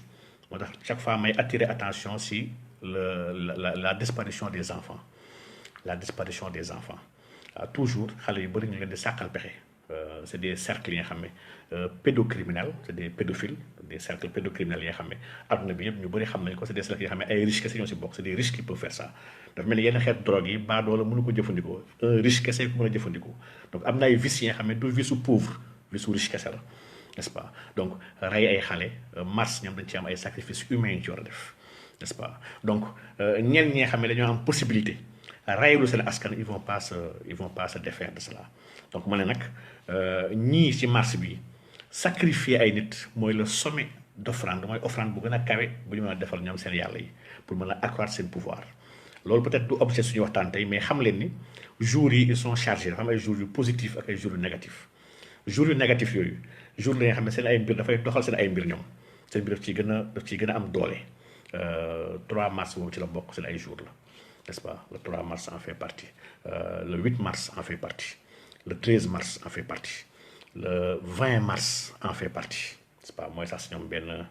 xew-xew bu rëy bi nga xam ne daaw foofu la ñu njëkk marqué le point pour bañ gaay julli juma n'est-ce pas le 20 mars mooy seen jour équinoxe benn équinoxe bi nga xam ne am na tam lu muy tekki chez les francs-maçons l'équinoxe ak les solstices mooy jour bi nga xam ne naaj bi fu mu gën a solee si kaw zénitam ba jour yeeg ñuy tolloo ak équinoxe yi nga xam ne tamit solstice yi nga xam ne tamit ñaar la solstice d'hiver ak solstice d'été donc ñoom am na ay jours yi nga xam ne jours yooyu dafay accroître seen pouvoir jours yooyu dañ ciy jéem a fexe dañuy defee ay sacrifice jour boobu jours dañuy jéem a fexe tamit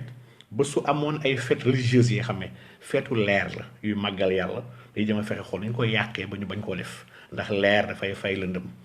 leer toujours dafay fay lëndëm n'est-ce pas ñoom bëgguñu yenn jours yi ñu ngi siy fête sax ay korité tabaski ay suñu yenn bés yi dañu fexe tout créer zani créer division pour jullit yi bañ ko màggalandoo ndax excès de lumière boobu dafay fay seen ay ténèbres ñun tamit jullit tamit dafa am ay jours tamit yoo xam ne jour spécial la n'est-ce pas jour yu kawe la ci ay maqaama am nañ si ay guddi yoo xam ne suñu guddi yooyu équivalence yu ngand mën naa si joxe exemple Laylatul Qadr yi nga xam ne léegi la bu extraordinaire la ndax elle moo gën 1000 mois waxuñu ne égal 1000 mois dañoo ne xayrun min alfi shahrin moom moo gën 1000 mois n'est-ce pas donc ñu bëri dañoo jàpp ne équivalence 1000 mois kese la mais non chaque année dafay changer valeur n'est-ce pas Laylatul Tamsu si layal yooyu la bokk layal yi bëri na trop yàlla sax mu ñu tax benn layal ci benn layla ci layal yooyu ci alquran dañuy wax naan layla boobu 50 000 ans la n'est-ce pas mu ngi sotul Maarij fii yawmin kaana miqdaaruhu 50 alfa sanatin mimmaa ta'uddun donc yàlla yemalewul mbir yi n'est-ce pas dafa jox lu nekk une valeur jox ko benn fonction ni nga ko defee tamit ci ay jours yi nga xam ne jours yooyu ñoo gën yeneen jours ñoo gën a màgg yeneen jours noonu la ko defee tamit ci ay bërëb y a des bërëb yi nga xam ne ñoo gën a kawe yenn bërëb chargé lumineusement jours yooyu bërëb yooyu ñun on en connaît yu bëree bëri mën naa jox exemple Makka ci Kaaba ga n'est-ce pas Kaaba ga elle a une équivalence de 100 000 rakk 100 000 fois bépp jaamu yàlla boole fenn fu lu foofu n'est-ce pas boo jullee benn rakk ci Kaaba gi mel na la nga jullee 100 000 rakk ci feneen fu lu Kaaba gi n'est-ce pas donc ni mu amee nag ci wàllu nuuraaniya ci wàllu leer nga xam ne nañ koy dund ci wàllu diine ay bërëb yoo xam ne ils sont multipliés noonu tam la ñu amee tamit ay bërëb yoo xam ne de ténèbres ñoom ñi di jaamu Lucifer di jaamu seytaan am na bërëb yoo xam ne tamit c'est multiplié n'est-ce pas multiplié ci ténèbres ci lëndëm bërëb yooyu ils font tout pour en ériger ay temple def ay bërëbu sacrifice wala ay seen jaamukaay seen ay xërëm ndax ñoom ay xërëm la ñuy jaamu nguur la ñu gëm ak alalu àdduna moom kese la ñu mën a am nag mun ñu am àllaaxira ndax Iblis yàlla daf ko joxoon délai ne ko sa lim lay jox àdduna lay yem n'est-ce pas kon ay nitam tamit qu'ils ont pactisé avec lui c'est ay mbir àdduna lay yem il recherche pas l'au-delà donc ñun bokkuñu ak ñoom kon combat bokkuñu ak ñoom ay espérance ak li ñuy sàkku donc pour revenir rek à ce que je disais kon mars 3 mars boobu mooy le jour le plus chargé mooy le premier jour chargé du calendrier maçonnique le 3 n'est-ce pas ndax ñoom dafa am une trinité bi nga xam ne moom la ñuy dund ñoom seen biir seen biir triangle boobu nga xam ne moom la ñuy def seen biir bët bi loolu moom vraiment débat bi dafay gudd trop je ne pourrais pas guddal ko dafa nar a changer totalement l'esprit de notre discussion donc yàlla ñu yàlla defal tawfiix rek en tout cas dañ comprendre daal ñu ngi ci benn mois bi nga xam ne ñoom ils ont besoin d'énergie négative ils ont besoin de faire des sacrifices man dama jàpp sax ni rey yi ñu nekk di def ils l'ont fait exprès ils ont donné des ordres de gars yi rey leen n'est-ce pas rey googu nag ça doit pas rester impuni nous le peuple devons nous assumer ba instant bi nga xam ne policier bi fi reyati wala gendarme bi fi rey wallahi azim nañ la rey man de wax dëgg yàlla su ma fekkee policier wala gendarme bu rey billaahi wallahi du fa rëcc ndax yàlla loolu ma sant man daf ma sant ne ma ku rey leen ko à moins famille yu ko ñu rey ne baal na ko waaye abattre kenn comme benn mala comme un animal comme un malfrat quelqu'un bi xam ne narul la mës a rey yow ndax amul bagage mu la reyee quelqu'un bi xam ne il veut juste manifester wax dëgg yàlla macha allah lii moom vraiment war nañ cee taxaw war ci jaayante voilà yàlla ñu yàlla defal tawfiix incha allah en tout cas suba dafa lay daanele suba am nañu jotaay suba coalition bu mag ñu bëri ci opposition bi dañoo joxe rendez-vous joxante loxo ñoom ak waa FRAPP nga xam ne mooy organisation ñoom Guy ñoom Seck Abdoulaye mu ngi fi léegi en ligne ñoom Hannibal joxante loxo ak waa Pastef nga xam ne ñoom tamit ñoom leen tooñ yu gën a ñaaw dañoo mel ni bëgg démanteler sax seen parti maa ngi dégg ay waxu yi nga xam ne waxu jéem a rey ak waxu assassinat je ne donne pas crédit pour l'instant waaye du ma ko dàq ndax avec ce régime man du ma wetti dara wax dëgg yàlla wetti du ma leen dara ndax xam naa ni ils sont petits ils sont inélégants ils sont médiocres wax dëgg yàlla ce sont des crapules benn équipe de crapules la bi nga xam ne ñoo àndandoo donc ñii ñëpp nag ak Y'en a marre am na solo bu rëy bu mu am ci xeex googu ndax au moins am nañ benn dimension internationale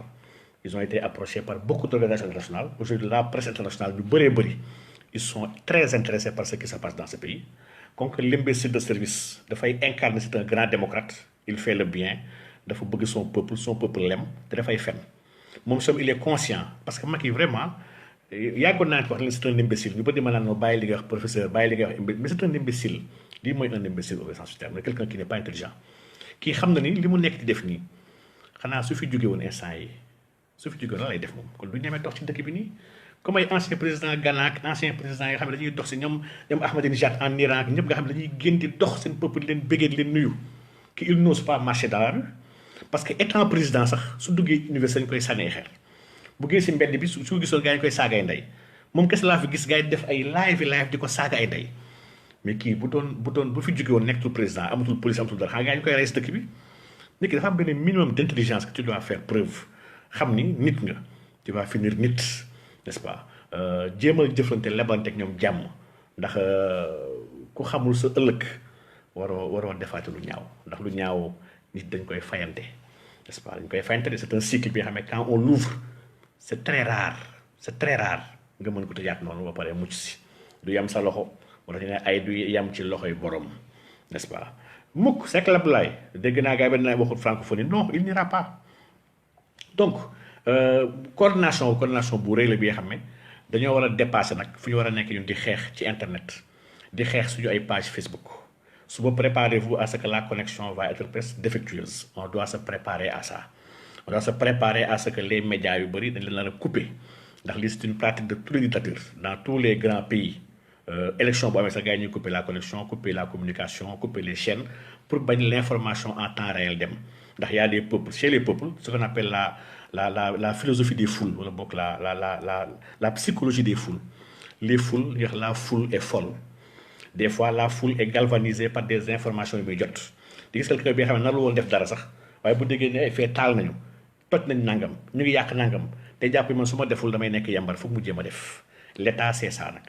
il va essayer de couper les contacts et les liens ba une communication bañ a am seen diggante donc nañ préparé wu à tout cela suba nag yowmal jumaa la muy vendredi bés la bi xam mooy bés bu yàlla gën a teral ci bés yi mooy sangu bés yi n'est-ce pas macha allah bés boobu nag ku ci génn te yàlla rek tax ndax yéen dafa jàngal ci xadis dana képp ku génn ci di gàddaay ba ngay gàddaay nga ut ci yàlla ak yonentam mu ne am nga gàddaay ku gàddaay am nga yoolu ku gàddaay ngir yàlla ak yonentam képp ku jug nag di gàddaay ngir àdduna wala pour xaalis wala pour ay jigéen mu ne kenn ku nekk di nga génn gàddaay loolu kese nga am donc kon ñun nañ bàyyi xel bu baax a baax li tax ñuy jug ñun juguñu contre Macky Sall c'est un petit idiot bi nga xam ne benn pion la d'un grand échiquier bi nga xam ne daf ko dépassé wu ci boobu ñun on se bat pas contre lui on se bat contre ñi nga xam ne ñoo téye ficelle yi nga xam ne ñooy manipuler son gros corps là pour mu ñuy def ay mbir di ñu sonal ñooñu la ñuy xeexal et ñooñu ils sont très féroces c'est des mondialistes maa ngi koy wax démb rek un ami ma ne ko gis nga l'agenda des mondialistes agenda bu leer la dans tous les pays il y a des souverainistes ak des mondialistes. Les mondialistes sont ceux qui veulent combattre trois choses. Ils veulent combattre les religions, ils veulent combattre la famille, ils veulent combattre les nations. Ndax ñoom nee nañ lii yëpp c'est des écueils dafay bloquer village mondial bi ñu bëgg tabax ñoom ndax nit ki su nee man sama diine nangam la dafay tax ku mu bokkalul diine dafay jàpp ne kii sama mbokk kii laa gën a bokkal que kii ndax kii laa bëgg ñoom nag ñu nekkoon il faut ñu dindi diine yi c'est ça muy benn ñaar ñu ne les nations nations yi c'est des entraves à la libre circulation totale bi xam nga ñu soxla ñoom libre circulation des biens des services des capitaux des personnes dañ koy wax rek waaye gëmuñu ko la ñuy fen donc nations yi tamit il faut ñu détruire les nations pour ubbi le monde mu nekk un village planétaire ñetteel ba mooy la famille il faut ñu démanteler la famille n'est-ce pas il faut ñu dindi la famille parce que ñu ko dindiwul rek agenda bi ñu am ci góor jigéen ci LGBT ci émanciper les femmes ci jël xale bi yaroo ko suñu bopp pour le nouvel ordre mondial agenda bi leen dépassé donc ñii ñooy les mondialistes ñii ñooy ay kilifa Macky Sall bi xam ba muy taxaw fi naan le Sénégal est dans le nouvel ordre mondial wax boobu c'est pas fortuit waxu ko par erreur waxu ko par inadvertance waxu ko par méconnaissance il parle en connaissance de cause il a ses patrons yoo xam ne su demee ñoom lay fompal seen i daal leen fóotal seen ay caleçon ñooñu lay waxal fii ci dëkk bi ndax dugal na Sénégal ci benn agenda bu extraordinaire bi nga xam ne xam gi ma xam agenda boobu ak comprendre ko comprendre mun ma ko bëgg waaw mun ma ko bëgg wax dëgg yàlla mun ma ko bëgg donc ñi bàyyi nag jéem a xool nu ñu tàkkalikoo ndax tamit lii mooy sama dernier conseil ñun war ñu tàkkalikoo moomuñu ko damay gis des fois ñenn ñi bëgg sànni xeer naan ñi waruñu nangam kii ñëwul xeex bi ñun ñëpp kenn ku nekk à sa manière la war a xeexee am na ñu nekkul Sénégal waaye ñoo ñu gën a xeex ñun man j'ai vu des gens yu nekk bitim réew wallahi asim ñoom laa gën a naw ko ñu nekk bi Sénégal sous la neige ak seen ay njaboot ay xale yu ndaw ñi taxaw di manifester pour le Sénégal waaw ay nit yoo xam ne ñu ngi toog bitim réew waaye seen alal ñu ngi koy yónnee di entretenir seen famille ñi ko taxaw ne xeexuñu gore woote doo nit dama ne fii ñun ñëpp ñu ngi xeex dans une équipe on peut pas tous faire la même chose ñii dañuy dugal ñii di tàccu ñii di coacher ñii di défense ñii di milieu ñii di góol mais kenn ku nekk il a benn seul objectif que suñu équipe gagné ñun nag on veut Sénégal gagné te incha allah yàlla fi ñu may ndam Sénégal dafay gagné yàlla na yàlla defal ñu tawféex yàlla na yàlla may ndam Sénégal yàlla na yàlla def yiw ci biir Sénégal yàlla na ñu ngi ñaan yàlla ndam googu yàlla bu mu am ay ñàkk ci ay bakkan ndax bakkan bu yàqu bu nekk benn espoir la ci espoir Sénégal buy yàqu ñu ngi ñaan ay biens yi xam ne Sénégal yépp ko bokk muy bien public yi ñu ngi ñaan benn bien bañ cee yàqu ndax bien bu yàqoo suñu alal la ñu jël jàpp ko yàqu ko waaye nag force de l'ordre yi toujours ñoom ñooy yàq suñu biens yi ñooy rey suñu askan ñooy tirer di obliger nit yi à la réaction parce que des fois dañuy condamner la réaction fàtte l'action action bi nga xam ne moo impliqué cette réaction là ki def action bi nag kooko andi problème et le plus souvent c'est la puissance publique yàlla ñu yàlla defal tawfiix ces irresponsables là à commencer par le préfet à commencer par le ministre de l'Intérieur à commencer par ñii ñëpp nga xam ne ils sont en train d'agir pour contenter seen benn kilifa bi nga xam ne kooku sa matul kilifa yàlla na yàlla andiwaat seen xol ak seen xel ñu nekk nit ndax ñu nekk nit ak ñu ñàkk nit yëpp ñun nañu nital dëkk bi incha allah dëkk bi na tegu ci yoon ndax dëkk bi fi mu nekk nii du place am Sénégal fi mu nekk actuellement wallahi azim du place am Sénégal ñun yelloowuñu lii on mérite plus que ça on mérite mieux que ça lépp luy ay teraanga yàlla jox nañu ko lépp luy ay kilifa yu baax yàlla jox nañu ko yàlla jox ñu diine jox ñu valeur yu rafet jox ñu aada yu sell jox ñu ay melo yu taaru yàlla dafa namm si ñu jëm ci kanam dafa namm si ñu jox ay leçon adduna bi dafa nam si ñu jàngal waa àdduna bi lan mooy dund bu yeey lan mooy dund bu rafet lan mooy dundandoo ensemble maanaam ñun nous avons des leçons à donner à la terre entière nous n'avons pas de leçons à recevoir ci ay tubaab wax dëgg yàlla yàlla na yàlla defal ndam ci loolu yàlla dolli tawfiix ziar naa leen ñëpp di jégalu nag kàddu yi xam naa ni léeg-léeg xol bi da siy dugg léeg-léeg te mënta ñàkk ndax dañoo am lu yu métti sànq au début gars yi ñu may xool ne may oustaz da nga kontaan c'est vrai bu ñuy déglu alxuraan la ñuy kontaan wax dëgg yàlla dañuy bég fàtte suñu ay problème ndax ñun pour ñun dee wax dëgg yàlla du problème ndax dëkkuñu fi nous sommes juste de passage n'est-ce pas dee benn tuxu kese la intiqaalun min makaanin ila makaanin axar n'est-ce pas tuxu kese la jëlee ko d'un lieu dem beneen lieu yàlla na instant bu ñuy dee nañ dee ci dëgg yàlla suñuy dee nañ dee siraatal mustaqim yàlla nañ dee ci lu neex yàlla ba ñu dekkee am ngërmande yàlla ngërmande yàlla la ñuy sàkku fu ñu ko mënti amee alhamdulilah bu fekkee ne ci dee ñu ko war a amee yàlla ñu gaaw a dee waaw bu fekkee ne ci dund lañ ko amee tamit yàlla ñu yàlla may gudd fan waaw ñun dañoo bàyyi suñu bopp yàlla moomuñ suñu bopp ay jaam lañu jaam nag amul lu muy choisir jaam dafa war a bàyyee boppam sangam di boromam mu amal ci moom di ko sopp doxal ci moom di ko gërëmloo waaw lu mu doxal tamit waaw ñun tamit wax dëgg yàlla radiitu rek la ñuy wax gërëm nañu alhamdulilahi rabbil alamin donc yàlla na yàlla defal jàmm kon yéen àddamee incha allah suba xam naa ne gisante nous sommes sur le terrain su ma mënee am possibilité defal leen ay direct ay live sur le terrain je le ferai te am na ñoo xam mën naa am bu ñu gisee direct leen gën a mën a galvaniser ñu mën a génn waaye wax dëgg yàlla kenn amul ngant ñëpp war a génn ku nekk fi mu nekk tamit war na lu rappeur yi naan représente waaw dafa représente donc ñoom sës la ko ñu ngi fi ak ñoom bas ñoom xam nañ la mooy représente macha allah donc barakallahu fikum jamian allahumma salli ala sayyidina muhammadin wa sallim salaamu aleykum wa rahmatullahi taala wa barakatuh